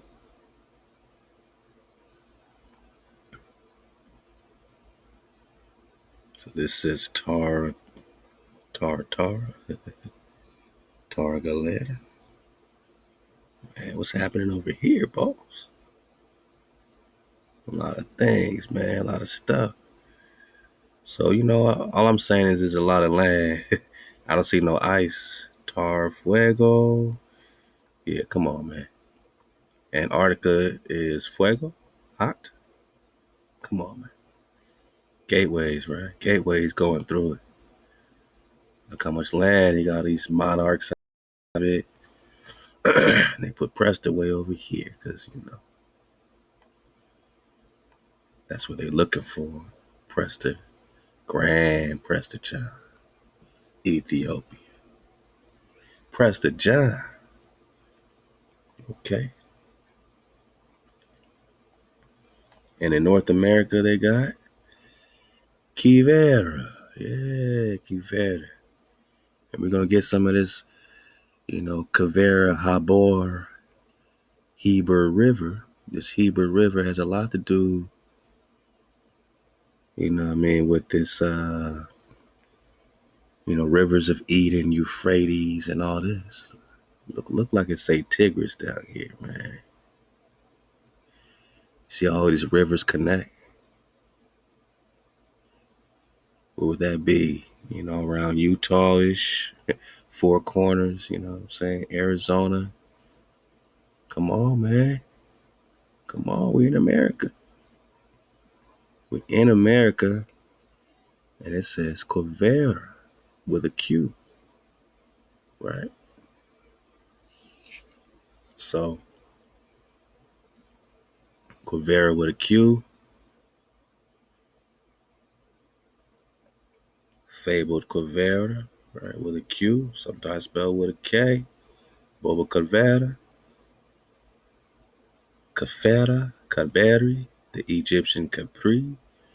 We're just talking India, man. India superior. This is where they get the term copper or cyber or kyber and all that. All right. Phoenician king, right? Let's go. So just wanted to show you that. They got Kavera on the map, but this Kavera River also, you know, running through this whole region and kingdom, and Tarzanta with the gateways and all this land. Terra Fuego. You got Fuego here. All this is hot. That's why it's all red. All this is hot. Come on, man. This is supposed to be Antarctica, man. And what is this? What is that? Come on, man. It's supposed to be Tarzanta, man. Holy. They hijacking the Holy Land. Yeah. They hijacking the Prester. Classroom.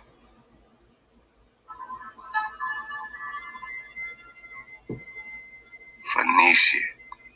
Same gateways, Terra Sancta. It's Pia Moronia. We're gonna dig on this Moronia situation because what has this got to do with the Moor? What is the Moronia got to do with it, man? All right, let's go. We're gonna get back on this. We just surfing the wave in Terra Sancta or Phoenicia.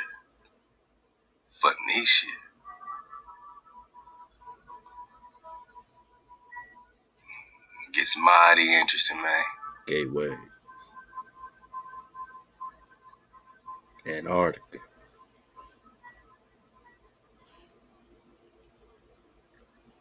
Oh, man. Where do we begin?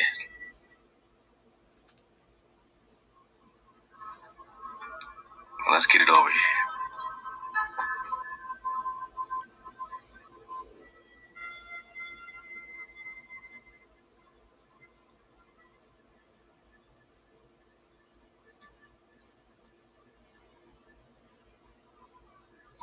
Let's get some clarity on this map maker. All right, getting out of a book called Nowhere in the Middle Ages. Nowhere in the Middle Ages by Karma Lakri. Both strands of the cocaine tradition, almost looks like cocaine, as moral fable against the dangers of sloth and voluptuous living and con game practice against the hopelessly gullible, become united in Bishop Joseph Hall's 1605 satire, right? So here's the trickery, right? They're going to try to make this nothing but a game. They're going to try to make this nothing but satire. Mythological. From 1603, my nigga. All detail. Look at the detail. But you got America, you got Peru, everything else is just right. But all this drop is just plainly satire. Hijacks. And even if it is, they're definitely getting it from some type of, reality. You know what I'm saying? Hijacks it. They're not just coming up with this from the, thin air. You know what I'm saying? They're getting it from some drop. So let's see how they're going to try to spin this satire. 1605, Mundus alter et. You know what I mean? You see all that? You see all that? Australius. Remember, man, Australius is Antarctica. Mm-hmm. It just means a southerly land, okay? Mm-hmm. A world different and the same located Tierra Australis, previously unknown, which was translated into English 1609 under the pseudonym Mercurius Britannicus.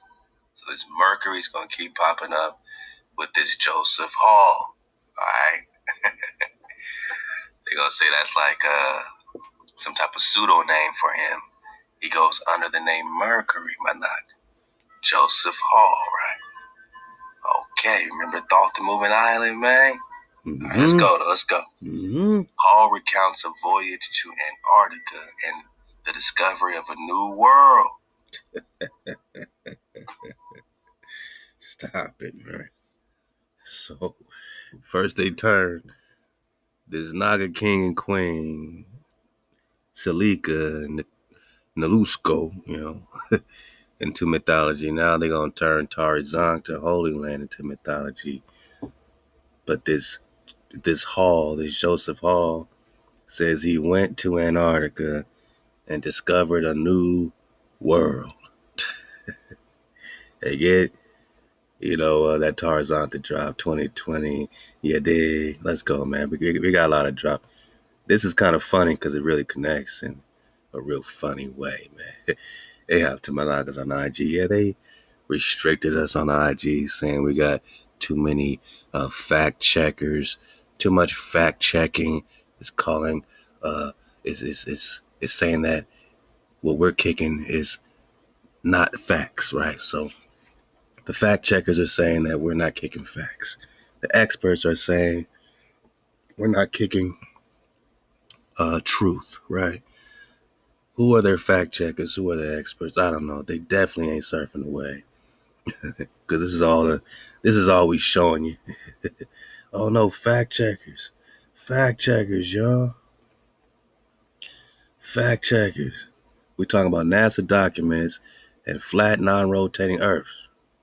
Fact checkers, boss. Fact checkers. Technical memorandum, flat, non-rotating Earth. NASA publication on the derivation and definition of a linear aircraft model. Flat, non-rotating Earth, and flat, non-rotating Earth. NASA contractor, flat, non-rotating Earth, and flat Earth assumptions. NASA Ames Research Center, non-rotating flat Earth. Army Research Laboratory, flat Earth. Army Research Laboratory, propagation of electromagnetic fields over flat Earth. Army Research Laboratory, a flat Earth approximation provides the best estimate. NASA Technical Paper, stationary atmosphere over a flat, non-rotating Earth. NASA Technical Memo, a non-rotating Earth. MIT Department of Aeronautics and Astronautics, flat Earth, flat Earth. NASA Memo, flat, non-rotating Earth. NASA Contractor Report, assumption based on the Earth is flat and non-rotating. NASA Technical Memo, flat, non-rotating Earth. NASA document assumes a flat, non-rotating Earth. Georgia Institute of Technology, on behalf of NASA, the model used is a flat, non-rotating Earth. Yeah, and they fact check this, and then they give us a Now we have a restricted account. We can't do all these things on Instagram. All right, man. So, yeah, man, we're going to surf the wave. Let's go, man. We out of here, boss. This is pretty fun. China makes polar plunge in brazen land. Grab as it eyes expansion to Antarctica. Now, what happened to this Antarctic treaty? Hey, look out for the next Flat Drop 101. We're going to have to go back and discuss a little more in detail this Antarctic treaty. China tripping, man. China is tripping. Oh, it's all going down now. I'm telling you, it's all going down now. France, America, England, you can all kiss your Antarctic treaty goodbye. Because China are moving in. I'm telling you. So basically, China want to claim more territory in Antarctica. Okay. There's obviously something there they're not telling us about. And China, they're not playing no games with this one. They're saying enough's enough. Look, I've got Russia on my side, so anybody who wants it, come get it. I'm telling you. Let's go. Yo, it's getting spicy, people. Spicy. Trust me, the truth will be revealed. Ooh, so what does China want? Antarctica or Australia's? All right, let's go. Let's go. That was just the intro. I'm messing with y'all. Let's go. Daniel Al Macy. Coon, right? Remember, coon means to rise. We rising. Spelled with a Q or spelled with a K. The verb coon generally means to rise up or stand. Okay? They say quam. All right. I say quam. But we're talking about come, like come here. Come. Coon. Come. Rise. Get up. Come. Coon. So that coon means to stand, to make a stand, to get up from a prostrate position, a kneeling position, a sitting position. Managa, get up. It may indicate a start of a journey. Coon. You ready to walk through that door? Like the Hebrew. All right. Walk through that door. Like the strong power. You gathering, you walking, you coon. You start a journey. Give your testimony. You paying attention. Yeah. Okay. Spelled with a Q.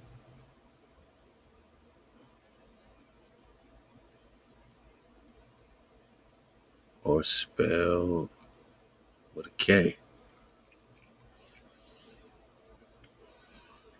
Daniel Ben Moses Al Kumisi. So we talk Prester. We gotta hit all the Prester flow. We gotta go on the timelines. We about to talk timeline. And we're having a great time in 108. It's always so much more I want to get in. I'm gonna try to keep these around the 2-hour mark, man, because it's easy to hit the 4-hour mark and then they start to jam us up. Something always happens when we hit the 4-hour mark. So try to keep this around 2-3 hours, 2 hours, you know what I mean? But let's go. So remember, Daniel is a sinless man. And, it could be something, it could be nothing, but there is a Daniel who is a sinless man, right? Also called Keliab,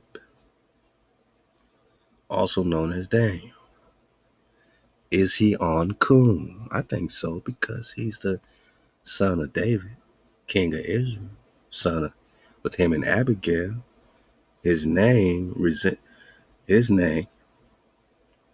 reflects that Daniel or Keliab would resemble David.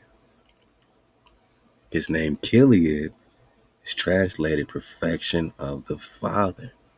So he's like a perfection, at least of David, and apparently in the Ruach, because, Daniel under Nebuchadnezzar was given the highest position you can go. He's being raised up, right? He's on Kum. So, he has a lot of perfection of his father. It had to be like that, especially with the looks, because they didn't know. There was some confusion if, he was from David or Abigail's first husband, whom HaWah struck down. We got that last time. So this Daniel was a sinless man, one of 4 ancient Israelites who died without sin. Others being Benjamin, Jesse, right, who's David's dad, and Amram, who's Moses' dad. And Amram reminds me of Rambam, who's supposed to be the father of Moses' Maimonides. But now again, we're talking chronology. And will the real Moshe please stand up? Kum. So whether we say Daniel Kumisi with a Q or Daniel Kumisi with a K, it's all relative. One of the most prominent early scholars, Kari Judaism, or we're talking Kara Katai, let's go. He flourished at the end of the 9th or at the beginning of the 10th century, native Damogon, capital of Kumis. So Daniel Kum is in Kumis, all right? Former state in Tabaristan, present-day Iran. Okay, Persia. So we're talking Persian captivity in Babylon and all that. It's all relative, right? It's all relative. As is shown by his 2 surnames, the latter of which is found only Kirkasani.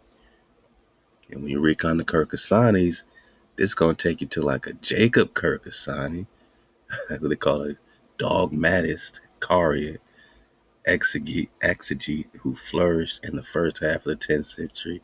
His origins are unknown. His patronym, Isaac, is an addition of a later copyist and may reflect no more than the genealogy of the biblical patriarchs, while his surname has been taken. Come on, man. They're trying to hide Jacob's connection with Isaac.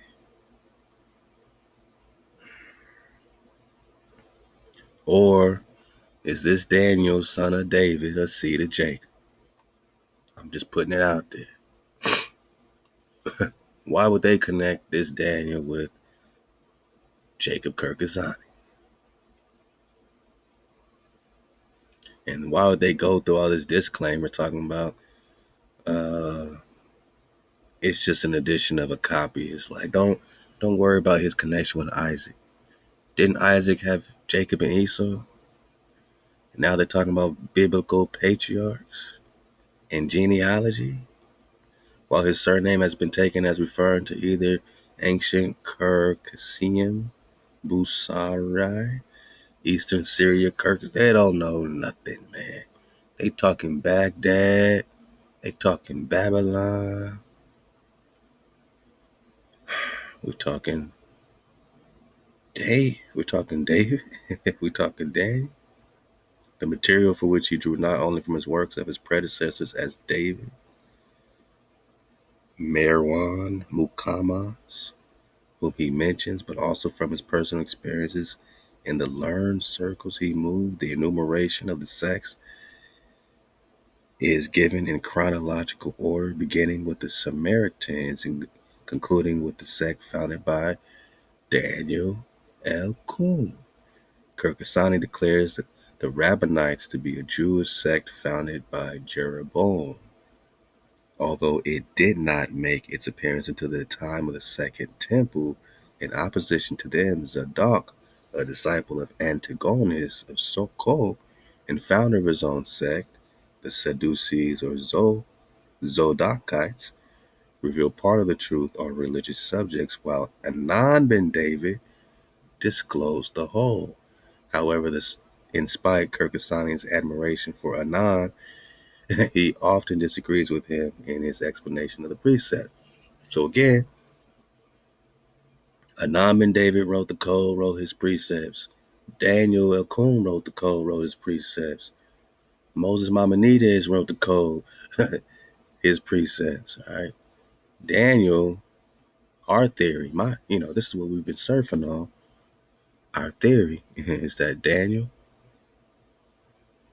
son of David, is also the brother of Canaan or Hanan or Anan or Anian, who they're putting, clearly on the maps next to Prester John.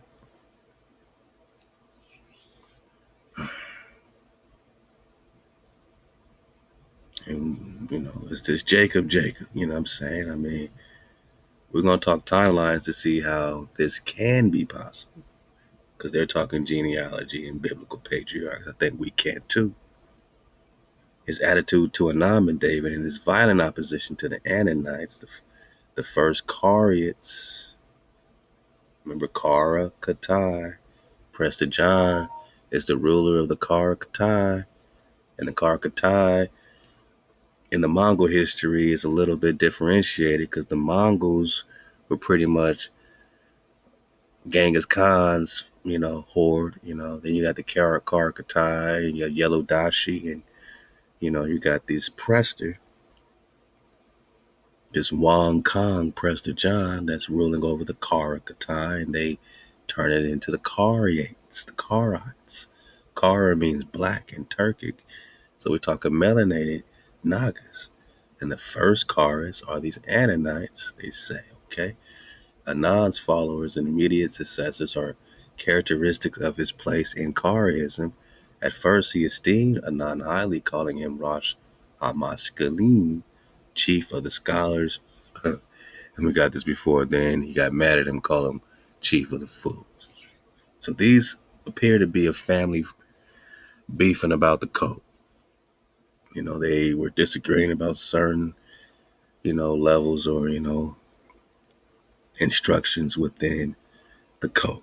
And they had their different versions, specific versions. Every Khan had to write his own, or, had to write their interpretation, right?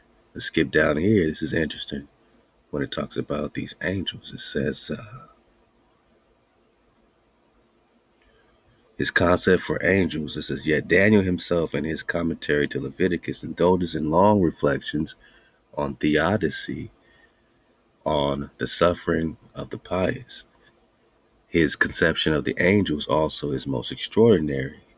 He says that wherever Malachim angels are mentioned in the Bible, the designation does not refer to living, speaking beings who act as messengers, but to forces of nature. Ooh, we're talking dragons. He ain't saying, nah, we ain't talking about no men and women with wings. We're talking about forces, fire, water, right? The elements, right? Them dragons, huh?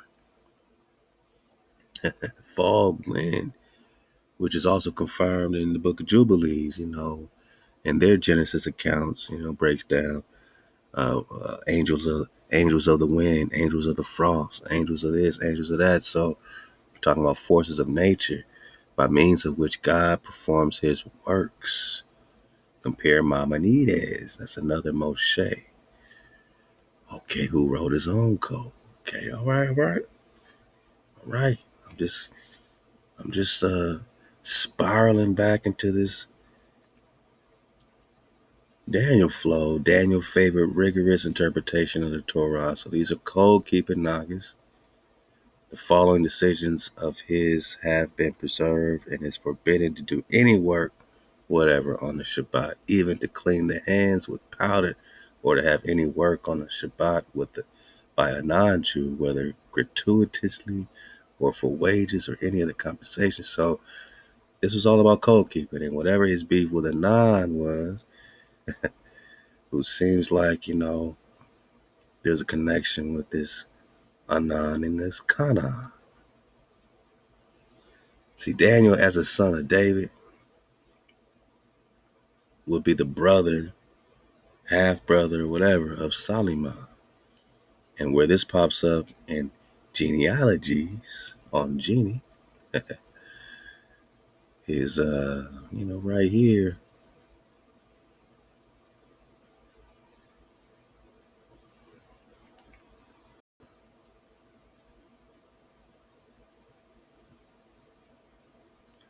with this Raja Hiraja Jadaron Prester John flow. Husband of Hannah, father of Hanan.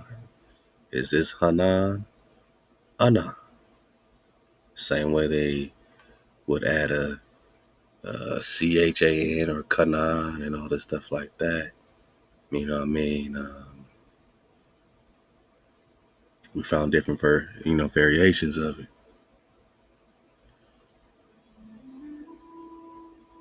So this Raja Hiraja Chola is the father of Hanan and the husband of Lady Hannah. And this Prester John, Raja Hiraja Chola Jadaron, Prester John, is also called David,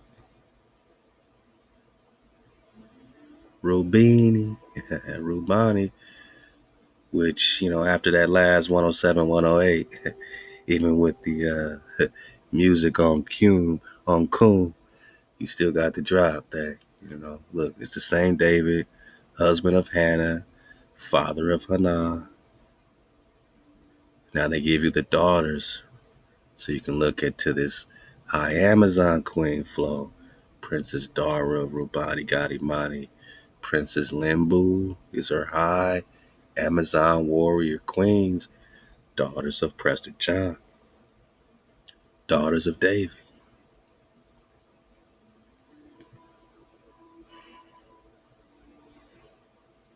So this Hanan could be the same as this Anan Ben we're hearing about, which would make, of course, him the brother of Daniel, who's David's second son with Abigail, right? And the brother of Solomon. And a lot of that drop, man, go get that high Amazon queen drop.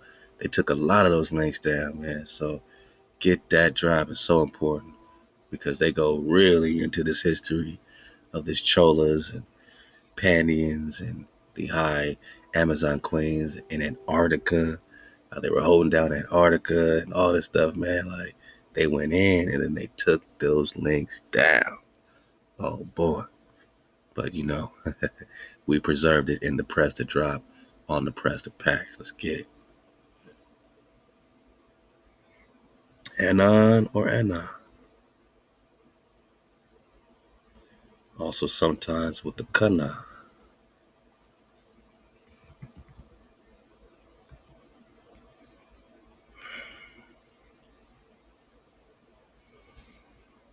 Kana. Let's see what they say.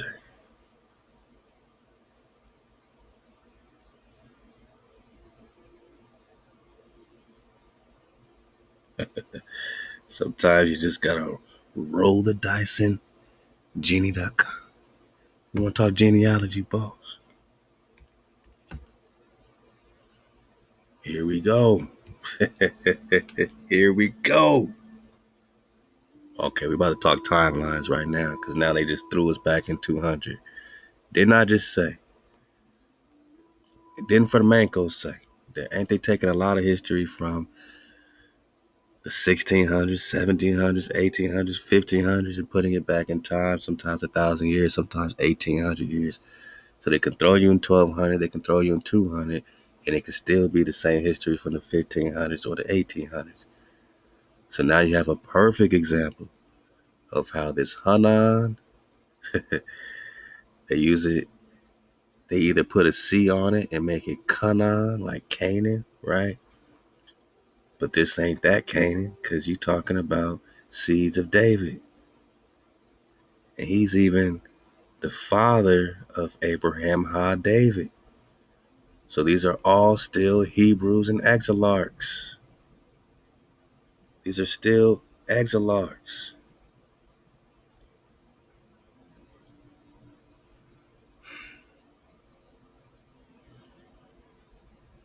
Or they'll take the Hanan, the H off, and they'll make it Anani. And I just said, is it Anan ben David? And are we just talking about Ania?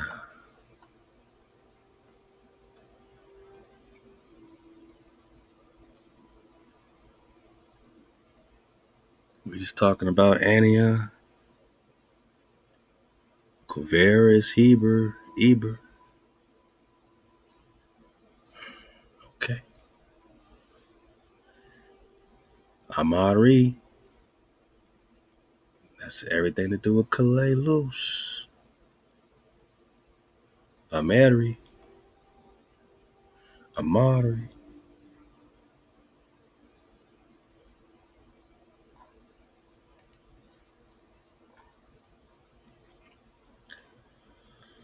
Makir.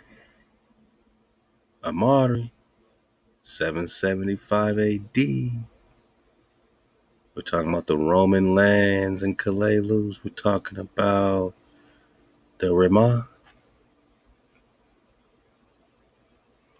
The pomegranate. In Hebrew, Ramah is pomegranate. They turned it to Roman because the pomegranate represents the Holy Land, Tarazanta. That Joshua and Caleb had to get the pomegranates to prove they're in the Holy Land. The Rimmon is the Rimani, is the Indians of India Superior, the Naga. The Rimmon, Holy Land, pomegranate. They turned to Roma because they wanted the Promised Land. Kalelus is the land of the Promised Land. We're talking about the American Emperor Kalelus. And this is why they're hiding the fact that it is India Superior. And this is why they got it as Amari. Because Amari is who? One more time. Kalelus. Amari is who? Kalelus records speak of Theodorus as a leader of many peoples who leave his Romani lands for Kalelus. Shalak in 775 AD. Jewish leader, talking about Israelite leader. These are Davidic kings,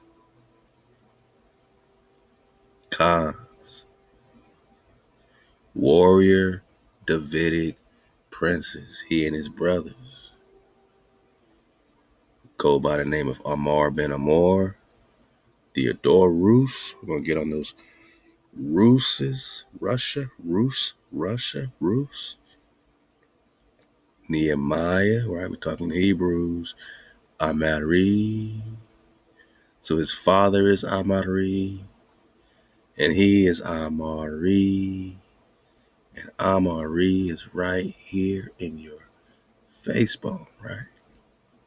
But they want it to be Amerigo, some white man that discovers something. Come on, man.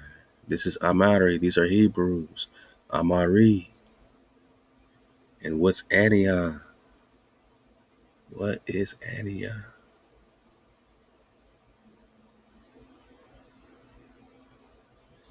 Who is Kiliab?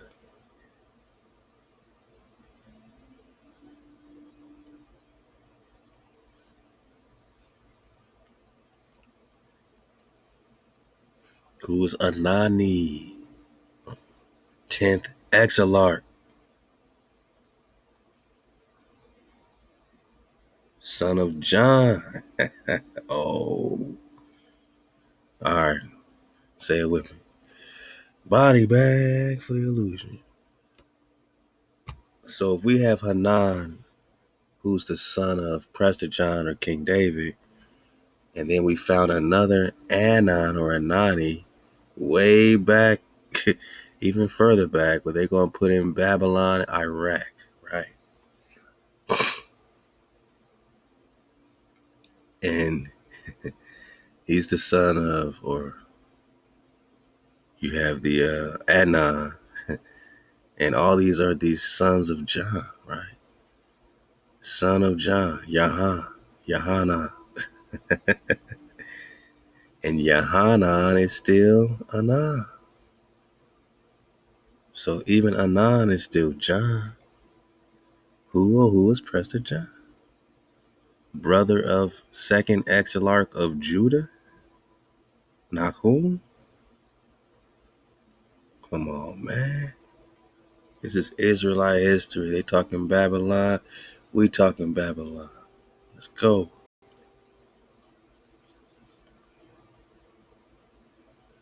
So Anan could be Hanan or Canaan, right? Or choose your Canaan, boss. We're talking Israelites. This David, he has Hanan, right? He got his own Hanan, right?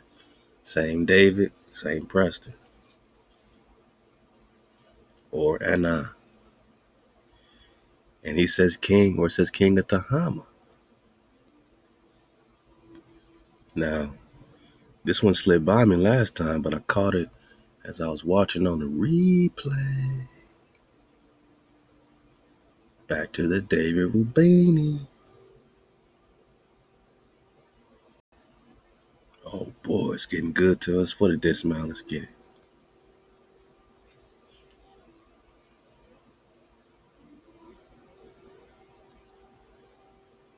Oh yeah. I'll pick it up right there on page 8. Just let me go back to page 5 right quick.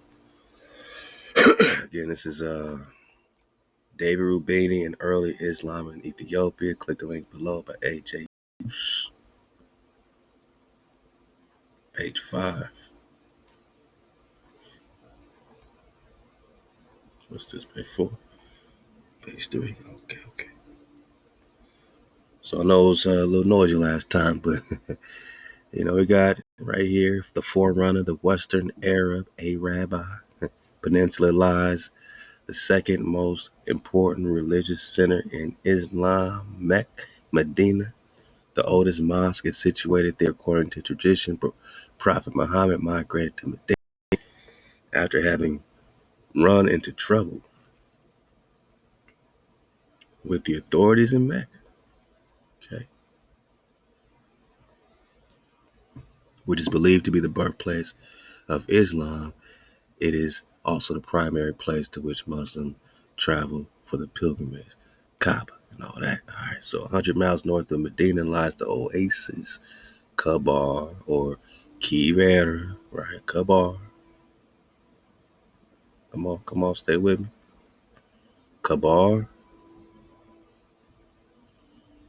is Khyber, is Kabar. We're talking the Arabic Peninsula, right? Arab proper. Let's go. Kabar is Eber, is Kavera, is Eber, is Kabar. Okay. Kabar, center of Judaism. Yeah, that's Eber, right? Since antiquity, that's Eber. Oldest site is a light forest of date palms that is dotted with the ruins of fortresses and down huts. All right, so David Rubini claimed descent from the biblical tribe of Reuben, or is he a son of David, warrior, a Davidic Khan, who is over the tribes of Reuben, Gadi, and Manasseh. Mani, Rubani Gadi Mani, Dawi. And what's this Tahama? Tahama. We're going to talk Tahama right quick because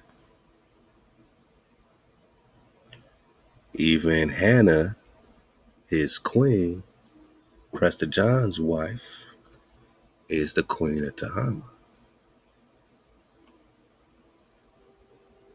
Okay? Keep that in mind.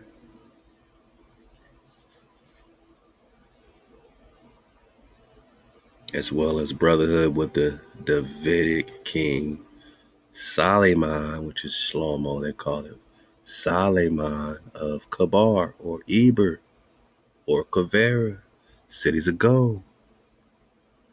So if he's brothers with David, yeah, right. Is this David Rubini? And this is an interesting thing. Is this David Rubini with his son also be a David Rubini. This got me thinking like, I mean, we're real close pinpointing this genealogy. And perhaps David Rubini or Dodi or dodecahedron, his son is also David Rubini, and possibly when we're reading about Rubini, we're reading about the son of Prester, which in this other genie timeline would be David Soslan. This is just a thought. David Soslan would be the brother of Hanan or Anan bin David, Raja Hiraja Chola, Emperor of Soli Prester Chand, has a son David. And to me, this is the David a lot of times in question or being brought up, going to war with Genghis Khan. I don't think he really went to war with the Prester. I think he went to war with the son of Prester, who also is going under the David title, because many of his sons are going under the same David title, and we're talking about Babylon and Georgia again. But this Babylon is in 1302, before they had us in one something, or the year 200, which is back to them $1,000 or 1,000-year time shifts. 3 major chronological time shifts, right? So we're going to get that 300 years, 1,000 years, 1,800 years again. And just to tie this together quickly, David's own story calls the town Habor, right? Shalak. And again, Habor is, one more time, Habor, Eber, or Heber, Habor.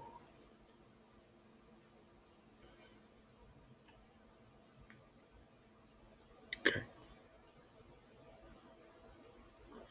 Habor is Heber, Kuvera. They might even look at it like harbor or Habor, Habur, or Habor, or Habour. Harbor, Habor City. They're connecting it with a river on Catholicity, Catholicity, you know what I'm saying, .com, encyclopedia. A river, Mesopotamia, Asiatic Turkey. Where's Asia, right? Important eastern affluent of the Euphrates.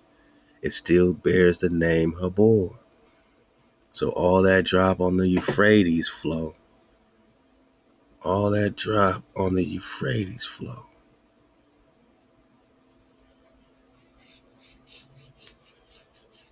You know, I remember this the map they want us to use when talking about, their prophet, Noble Drew Ali, right? So the river Euphrates is cutting right up, almost bordering South America and North America, or, at that time when it was all together, but possibly, this would be the Mississippi or something like this. This looks like that old ancient, you know, uh, lake or, small ocean connection, whatever they want to call it. That was right there.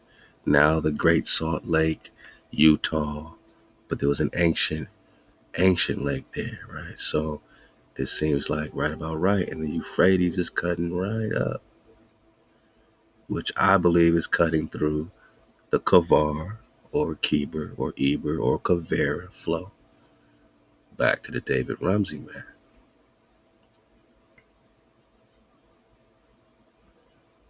Because on the David Rumsey map, where Kavera is, right, you got this river, which, if you turn this map around, right around this area here. I mean, in terms of north-south rivers,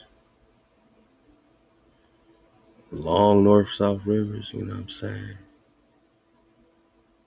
This one is connected with the Kavera province or the kingdom of Eber or Habor, right? Which is supposed to be connected with this Euphrates flow.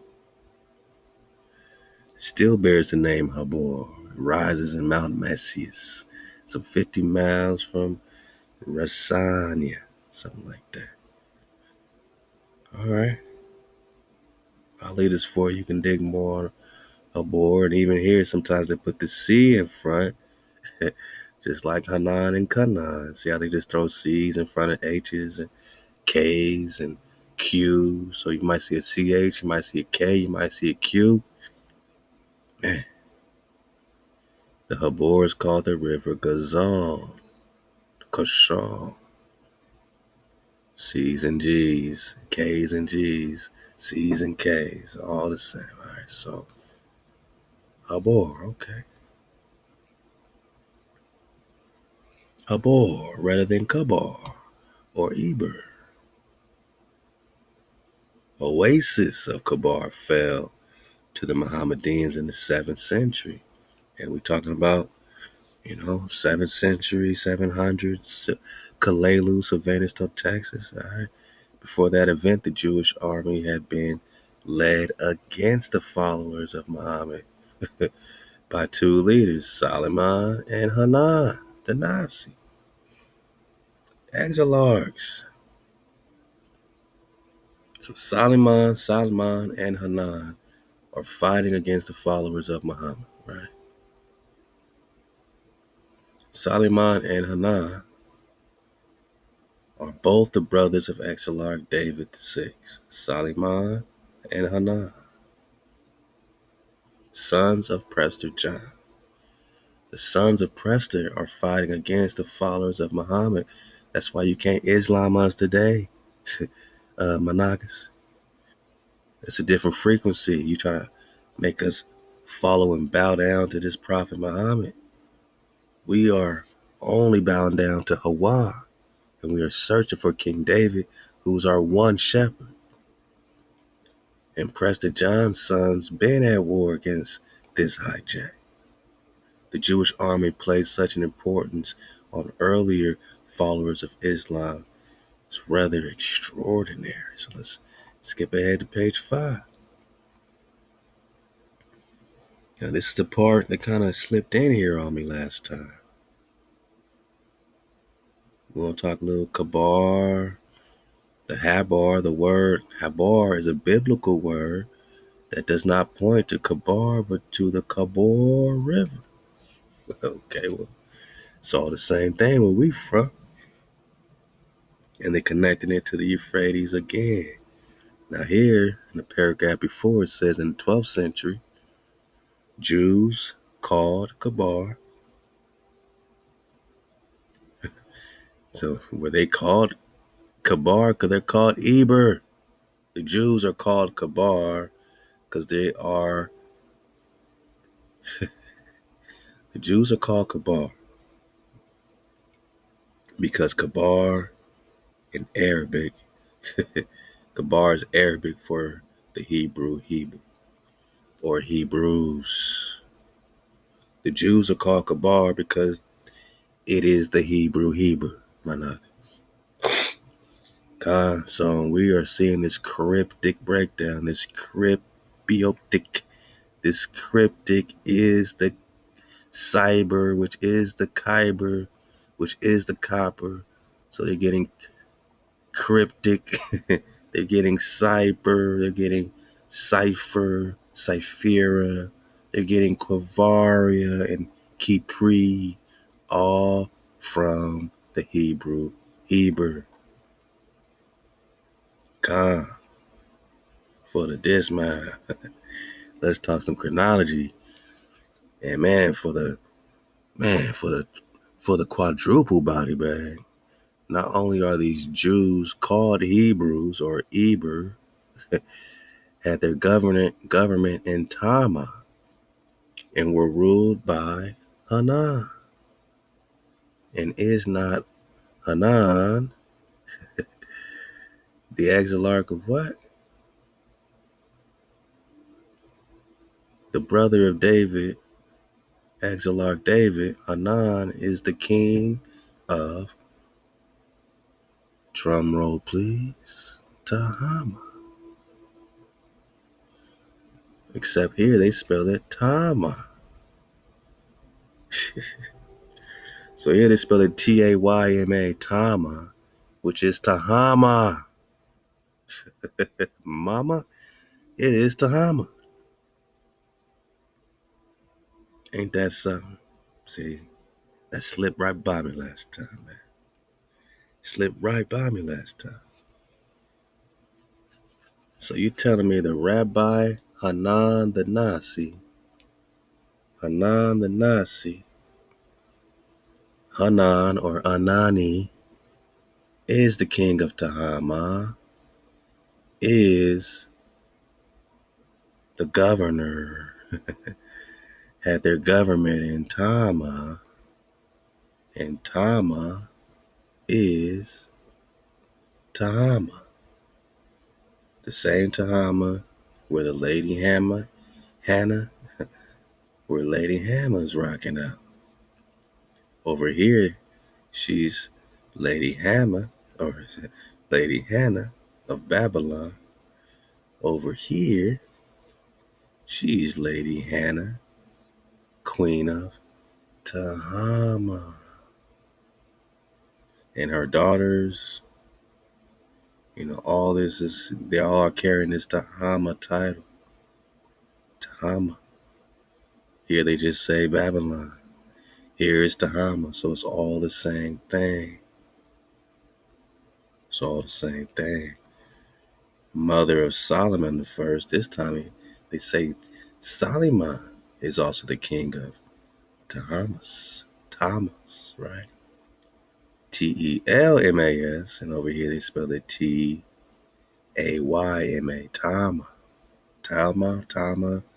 Tama. So now, to me, that's the confirmation, to make this certified connection that this David Rubini situation is David Rubini. You know what I'm saying?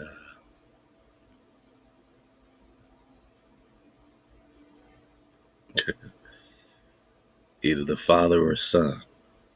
A lot of times we deal with Presters and Davids. You got to really make that distinction, father or son, but at least you're right there. And you're just talking about David Rubini or Ruban, right? Tahama, right? Ain't that dope? So, an account about David Rubani, by a contemporary Jewish chronicler is typically ignored.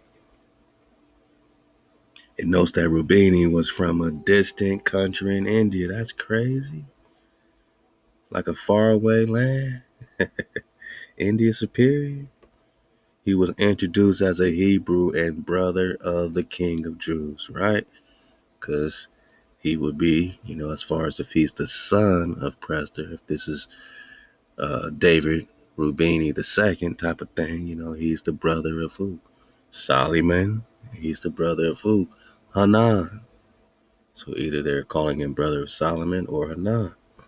The latter would be the heir apparent to the promised land. Promised land, Manan. Indians used to be a nickname for the disowned tribes of Abraham along the Red Sea. So who would make this type of mockery, this type of disownership vibration? Oh, we're talking Ishmaelites. We're talking Arabs or Arab proper? Arab, Ishmaelites, and Keturah. Kabar was part of the area of the Indians. Oh, disowned. So who's going to disown the seeds of Abraham? Tribes of Abraham. Huh? When it comes to the promised land, who's going to disown you? Anybody that wants the promised land is going to disown you. Anybody that wants the promised land. So Kabar was part of the area of the Indians. During the reformer Martin Luther's time, a book referred to the Emperor of Ethiopia as Prester John of the Indies. A book referred to the Emperor of Ethiopia as Prester John of the Indies. Emperor of Ethiopia, or you're just talking about the, Prester.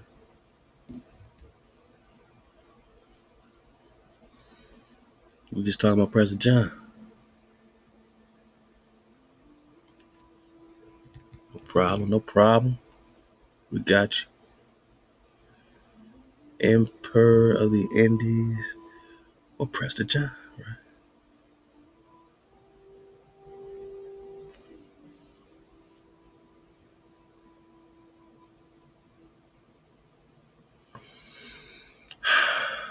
Let's get it.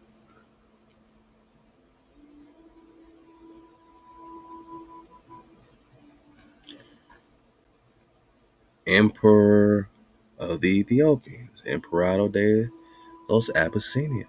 This is the old name for Ethiopia. Emperor of the Ethiopians, Prester John. Okay. Prester John of the Indies. Which one, man?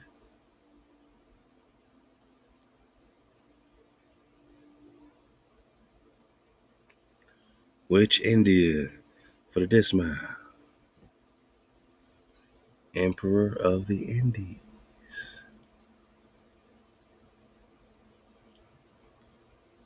Okay.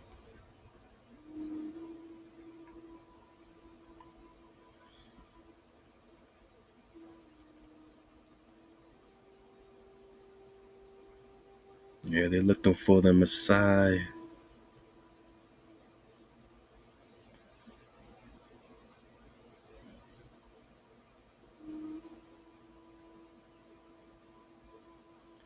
However, Rubini claimed himself to be a son of King Shlomo or Solomon. His elder brother Yosef sat on the throne in the wilderness of Habor and rules over 30 myriads over the tribes of Gad, Reuben, and the half tribe of Manasseh. Gadi, Rubadi, and Mani. Bang. So they weren't just wearing the title because they are Reuben. They wearing the title because they are ruling, sitting on the throne over the tribes of Gad, Reuben, and Manasseh. Joseph's firstborn. And another interesting hit is that this David Rubini, being the son of Solomon, see, it could also go like this. Watch, man. Solomon is a title. This Prester John Raja Hiraja is also a Soliman. So to be a son of Solomon, which Solomon, right? It's not just, okay, well, his son is Solomon, so how could he be? David's father would also be a Solomon too.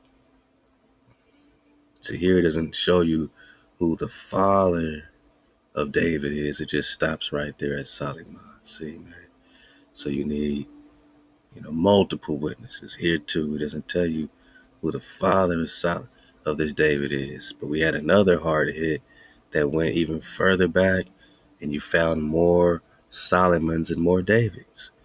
So this Prester is still a son of Soli, son of a Solomon that came before him. And there was another David before that. I mean, this is very rich history when we go back. How does it compare biblically? Quite well, but it opens up a lot more, possibilities, to put the story together.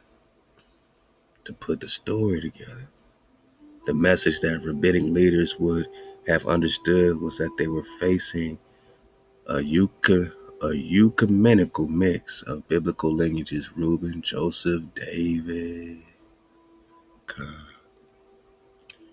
They want the Messiah. Reinstating the Sanhedrin was a precondition for a Messiah to be accepted and for launching the conquest of the promise. They want the promised land. They want to hijack the Messiah. They want to hijack you, Manak. Seeds of the Prester, Rubani had over 300,000 warriors ready to throw the Ottoman Turks out of Jerusalem. Who's the Turks? It's the Moors, right? It's Moab in them, right? It's Psalms 83 Confederacy. So we've been at war, and this is where it matches up with biblical timeline real well. We'll get back in this. Let's go back for the dismount. We're going to, oh yeah, man, we covered some real solid ground here. Real solid ground. Oh, love to the Ma'akwa. She said Tahama. Ain't there Tahama, California? See, I put it in Tahama, Utah. It came up. Oh, you talking California, bro? Yeah, so there is Tahama, California's popping off. And, you know, all that is Utah. All that is Judah. You know what I'm saying? Okay.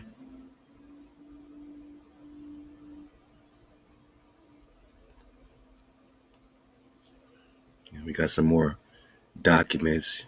We can weave and thread our investigation through another time as well.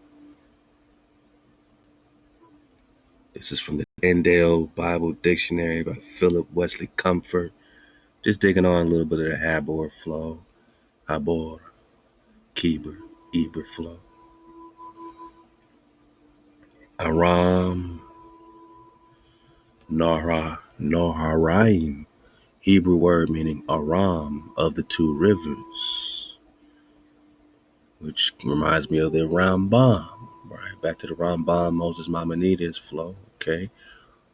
Or the Amram flow, Moses' father.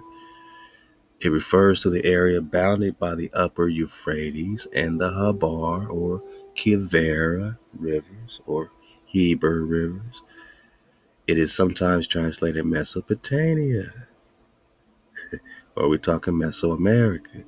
The major city of that area was Haran, where Terah and Abraham stopped, and where Terah died, a servant of Abraham, returned to the same region to seek a wife for Abraham's son Isaac. Okay. Isaac's son Jacob also returned to Haran to seek a wife. All right. Then you got Aram of Damascus, one of the several city kingdoms in the land of Amram, they say Syria. This kingdom, whose principal city was Damascus, was conquered by King David. Man, King David putting in that work. You got Aram Zobah, all right, Syrian territory ruled in David's time by King Hadadezer, whom David defeated. Yeah, you got King David putting in that work, man. So interesting, this Habar River is real biblical. And Habar is Kabar. Kabar is Eber. Is Keber, Copper, Cyber, Cipher. Yeah. Quivera. Cities of gold. Yeah, we'll get back on the cities of gold 1,000. But you see we popping off. So for the dismount, let's, get it like it's the first time in its chronologies. Remember Anatoly Fomenko? Popular notion is that human civilization dawned maybe 6,000 to 10,000 years ago. Fomenko's new chronology condenses this down to 1,200 years ago by arguing the effects of civilization were artificially placed further back in time by shifts of roughly 333 years, 1,053 years, 1,778 years. The three shifts have been listed by Fomenko as roughly 330, 150, 1,500. These shifts are illustrated in Fomenko's Global Chronological Diagram, GCD. Think it's play? Do you think it's play? So this is why you're finding Anani, Hanan in 200 AD, Anan over there in 1200s and all that. And then 1800s, you're going to find another hit Moses over here in the BCs, Moses the Black over here in the 300s, Moses Maimonides popping up and whatever that is, 900, 1,000, whatever that is, it's just Moses everywhere, right? Tecumseh, he's uniting the tribes. He's on his Moses flow too, man. So it's all happening, man. Let's get it. Let's get this chronologies. Oh man. Oh man. Just right quick. Gotta get a piece of this. Back just right quick, this Indian history flow. And really the golden fruit, flow, the golden tree. Remember we were talking about the Catalan map, a couple drops of gold, apple of Eden. So just cover this quick piece right here. What kind of golden fruit is being held up on this Catalan Atlas 1375? You got all these cons holding up this golden fruit, right? And it's just technologies, according to that Assassin's Creed movie. This wasn't just something you eat. This was technology. It had to do with free will, and consciousness, and time travel, and all that. And Musa and Moses is the same name. Let's just put this aside for a minute. This king is the richest and noblest ruler of the whole region, right? So Musa, Moses. This is from the sacredtext.com. Okay. Let's just get a piece of it here right quick. Oh yeah. Where should I start? My goodness. Oh my goodness. Okay.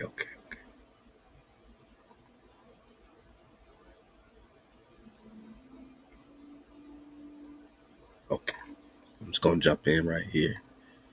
Let's read a little bit and get some chronology for the dismount. Prester 108. Halal HaWah. Get my water.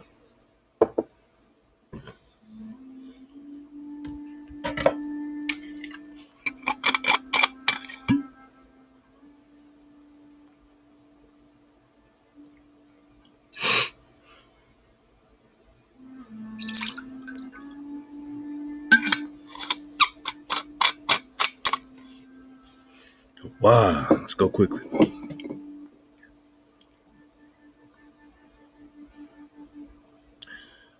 Oh yeah, the tree of the golden fruit, right? The golden fruit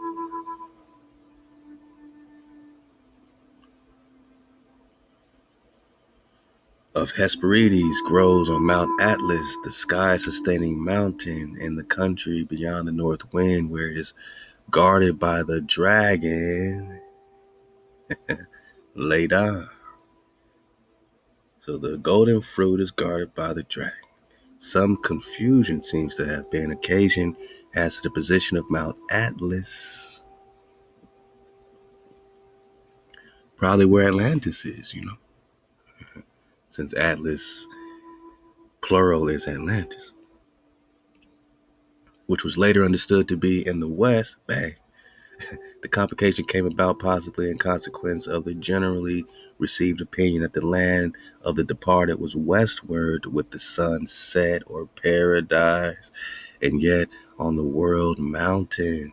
In other accounts, the mountain paradise is northeast or even east, but we know we're in the actual far east, a consequence probably of the westward migration of the peoples after the polar significance had been forgotten. In the Talmud, for instance, the sun is said to be red in the east because of the roses of Eden, and to glow at evening or at eve because of the fires of hell. Like Atlas, the Indian Mount Meru bore a tree, Parajita, which perfumes the whole world with its blossoms. In India is called Jabu Dwipa, the land of myrtle blooms. From this tree, which glows or grows at its center, its earthly position was hidden among the Himalayas, mountains of heaven.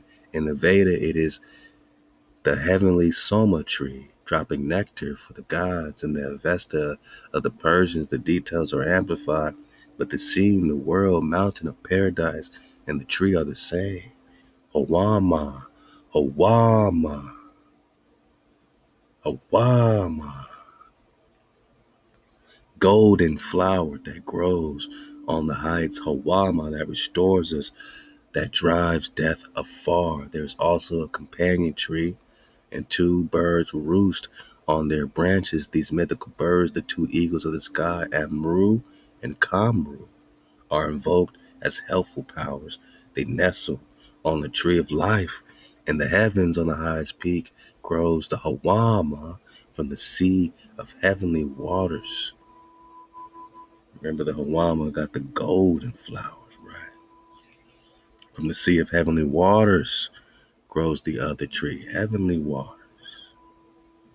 That mem sauce, that primary water, Yosef, take the wheel. Get in the classroom of Yosef, the real, for real, which bears all seeds. When Amru sits on this tree, the seeds fall down, and Kamru carries them away, and they are rained down on the earth with showers. So all earthly trees, as well as all the waters, come to us from central heaven, where all life originated. The more modern Persian Samark of Firdusi is the counterpart of the bird of the tree of life.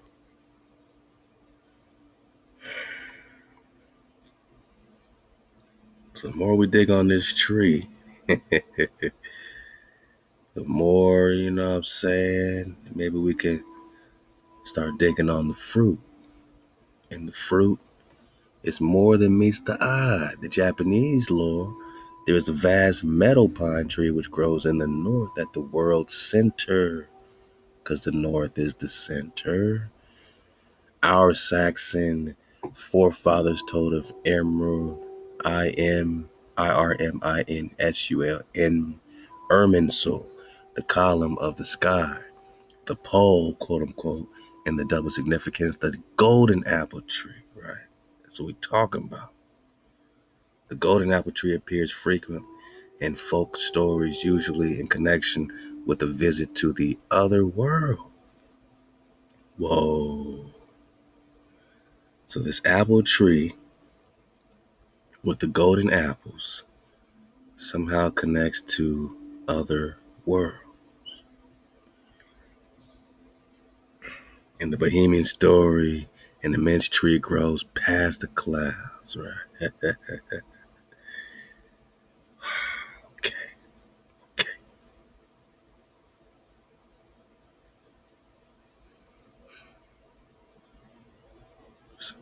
Skipping down here, he goes through a little door in a golden meadow. There is a golden city with splendors unendurable to human eyes. Golden cities of gold, right? Golden creatures leaped in the pasture, and the fruit of the tree was all gold.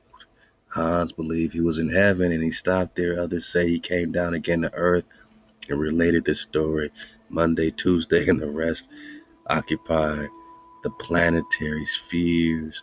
The wall is the firmament. What does it mean? The fruit of the tree was all gold. The fruit of the tree was all gold. We're going to get more on the vast riches of gold. Talk a little more about Kavera on the maps and the search for the cities of gold.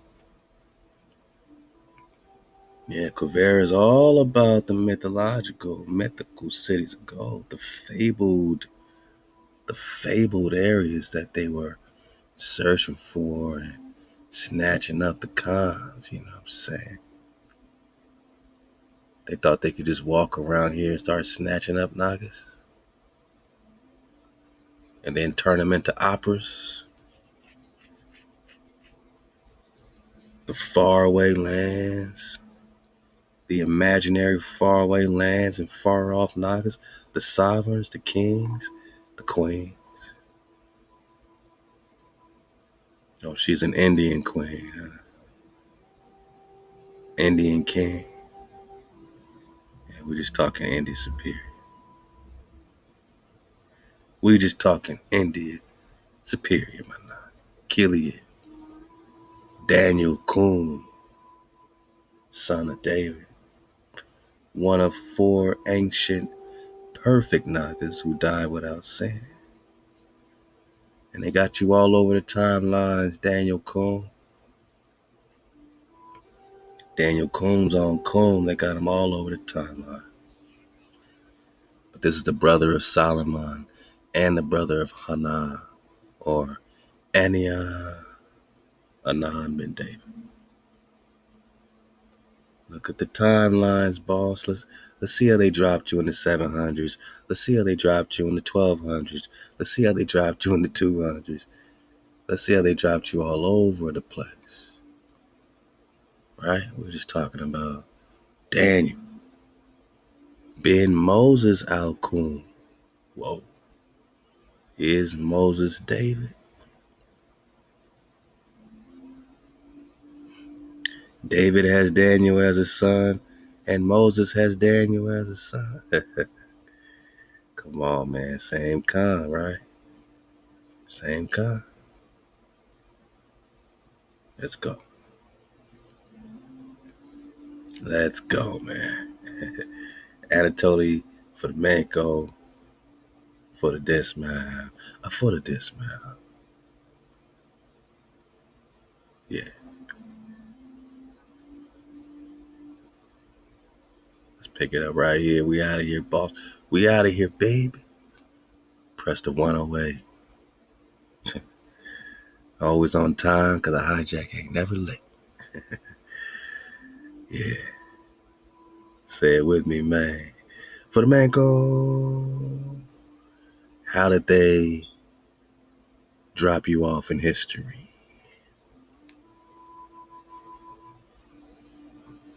Is it a mystery?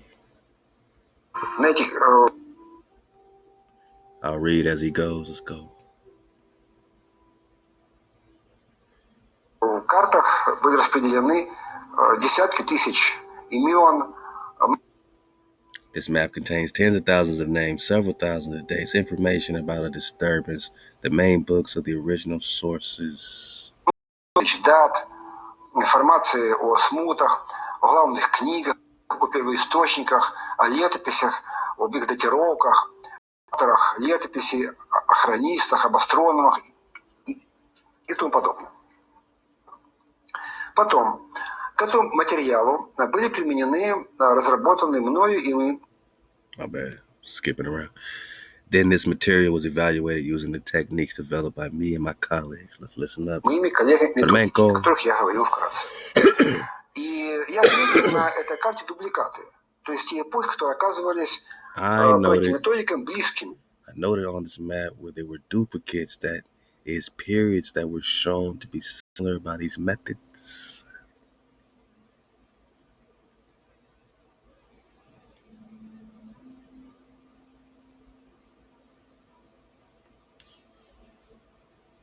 Близкими, похожими, зависимыми. Как это было сделано? Анатолий Фоменко разделил всю мировую историю на эпохи.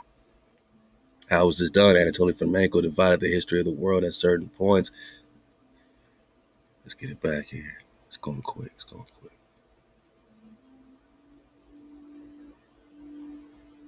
Here we go.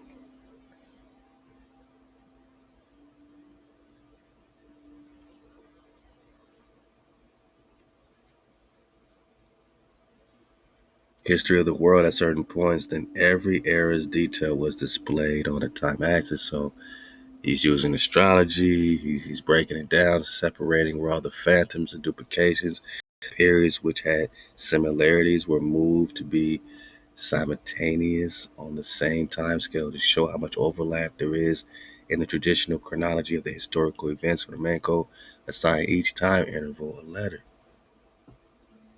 For example, the era of the Second Roman Empire was marked with the letter K. The same letter was used to mark its duplicates Fomenko had discovered.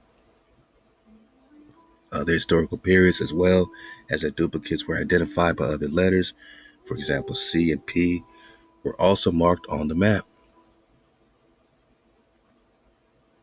So a structure emerges that shows both the time axis and repetitions of historical events. This map was named Global Chronological Map. Okay. That is, it shows what should be the true chronology of historic events. It became apparent that in the traditional chronology, there are three major time shifts by approximately 300 years, 1,000 years, and 1,800 years. And lots of real historical events of the Middle Ages were copied on paper by medieval chroniclers and sent into the past. How could this happen if the chroniclers of the Middle Ages made unintentional mistakes? Yeah, right. Yeah, right. Take the four ancient chronicles. They are all described the same events that occurred, for example, in Europe in the 1400s. By the authors of these chronicles were living not only in different countries, but even at different times. They spoke and wrote in different languages and used a different calendar.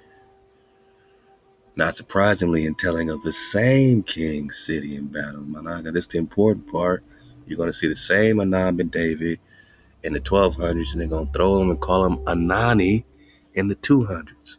Same Moses in the 1500s, whatever, 1200s, whatever you're going to put him at. Then you're going to see another one in the BCs, man. 1800 years apart, 1800 years apart. You're going to see a David popping up in the 1200s and another David in the BCs in the 700 BCs or whatever, 1800 years apart. You're not connecting with David because you think it's so long ago because they put him back 1800 years. They did everything they could so you never connect with the Prester. So you don't search for HaWah, KTC, and seek David, your Khan, one shepherd, forever. Same king, same battle, with totally different names. Therefore, when chroniclers in the 15 and 1600s read these records, they decided that they were talking about four very different eras. And instead of putting these accounts simultaneously on a time axis, they arranged them in sequence, that is, one after another, and they dropped your ass off one place. And they took the same king, same story, and they threw it back in time. And they dropped it off again. And they dropped it off again, and now you in the BCs, man. One more time. They took the story that they're really getting in the 1500s, and they drop it off in the 1100s or 1200s by not getting, and they keep dropping it back off in history. They change the names, they change the places. They say it's in the Middle East. They say it's in Africa. They say it's in Ethiopia. They say it's in India. They say it's in China. But it's the same king, same story, just a different place name. And they switched the name of the title of the king. And this is the game they're playing. And we're putting it back together again and taking our time back from the BCs back to around the 1200s, 1300s, maybe even 1600s.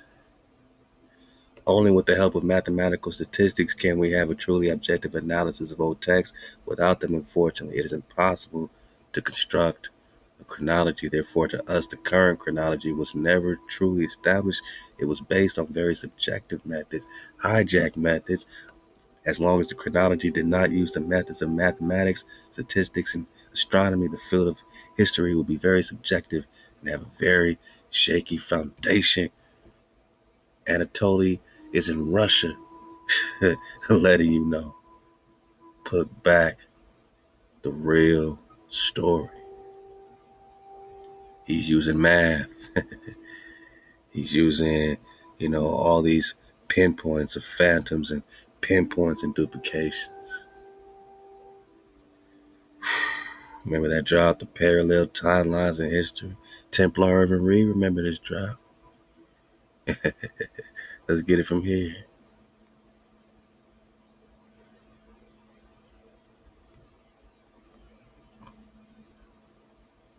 because we're about to get into some interesting stuff. And I just want those that have not caught anything to catch 2 minutes of this. Let's go. Because we're just talking about the timeline. So we're saying what happened in the so-called Dark Ages. What happened in the so-called Middle Ages. What happened when we hear these Prester Johns popping up 300 years apart? What happened when we say that this Babylonian and Assyrian captivity could have easily gone down in the 1200s? That the book of Daniel could have easily been written in the 12th century? What happened? It's not just us going crazy. So these folks in Russia went through with the astronomy, matching stuff up, and they realized that these people literally started layering historical events, kings, on top of each other, or dropping them off in the past, 300 years apart, 1,000 years pushing it back, 1,800 years pushing it back, and it's the same king with a different name and a different place, just to confuse you. Same damn thing. Let's get a couple of minutes because these people are researching this chronology. For the man, go. Given a pair of duplicates, statistics. What did this matter? But his is what we might call one radical interpretation. Now, before you say this guy's out of his mind, what Fomenko does, given a pair of duplicates, what Fomenko does is says, well, can we establish astronomically which one is valid? So, take, for example, Thucydides' Peloponnesian Wars. There are 3 eclipses mentioned in the Peloponnesian Wars. They're described with great fullness. There's a lunar eclipse, an annular solar eclipse, and another lunar eclipse. You can infer what the path of totality was, and the whole deal from these descriptions.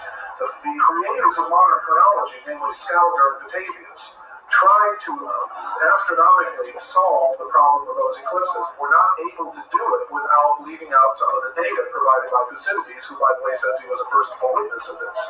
So what Fomenko did, he said, let's make no presuppositions about this. Where are the exact astronomical solutions for this triad of eclipses? And it turns out to be one in the 11th century AD and one in the 12th century AD, and no others.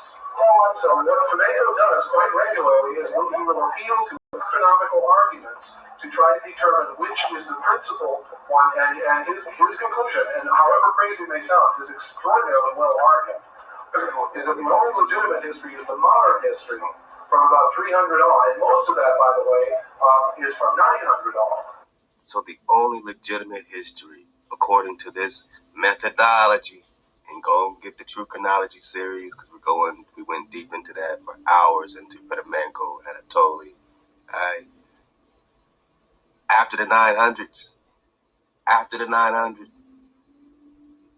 300s, mostly after the 900 is when the legitimate history. So when you talk about most of your legitimate, what you're calling history that's been taught to you, happened after the 900s. Are we crazy to say, let's have an hypothesis here?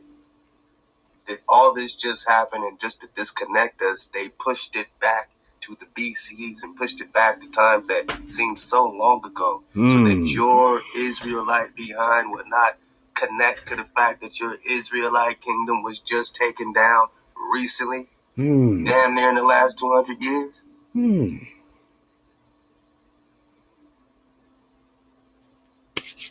Birdman hand rub. These people ain't just doing this for you. They're trying to really. There's never been a true chronology that's actually been laid out there. Everyone's been doing it for their own purpose. Whoever's been providing you with your time and your laws been doing it for their own benefit. Facts. And once in a while, you have independent cats come along and say, look, we need to stack this stuff up correctly. And of course, it's the Minority Report.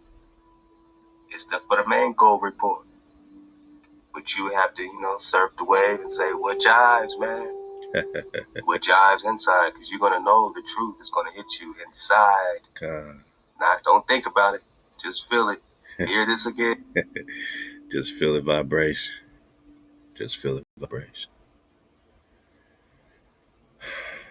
Hey, this is the 108th installment of the Prester investigation. Still surfing the wave in the ether packs.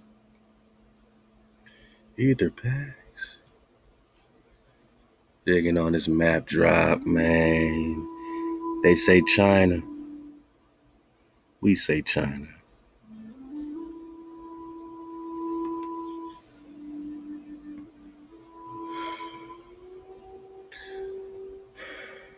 They say China. We say Cathay.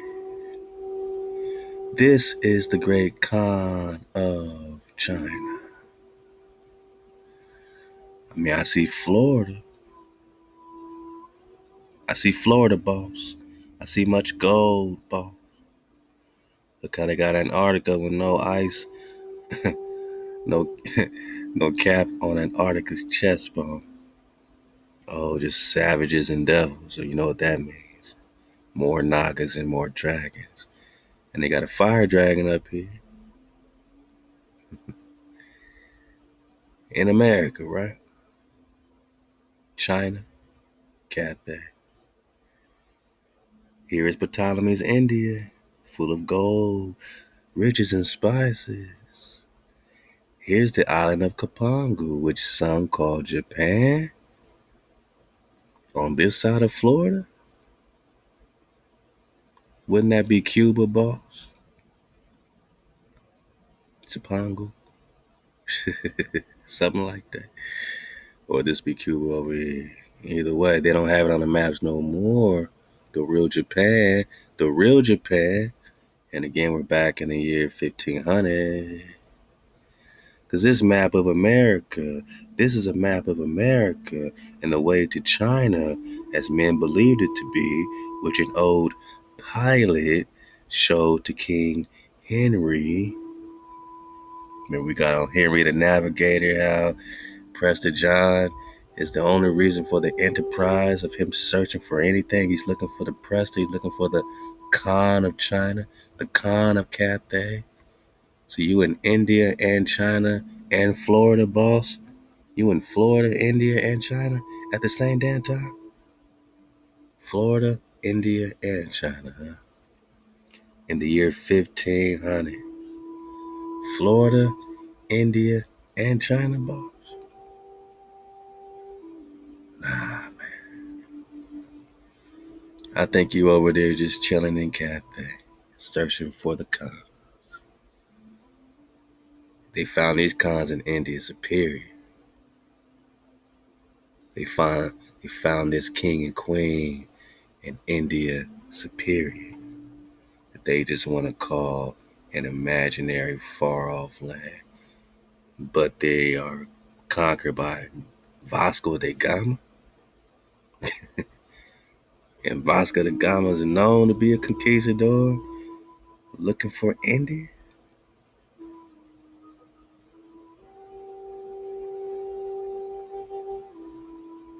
Yeah.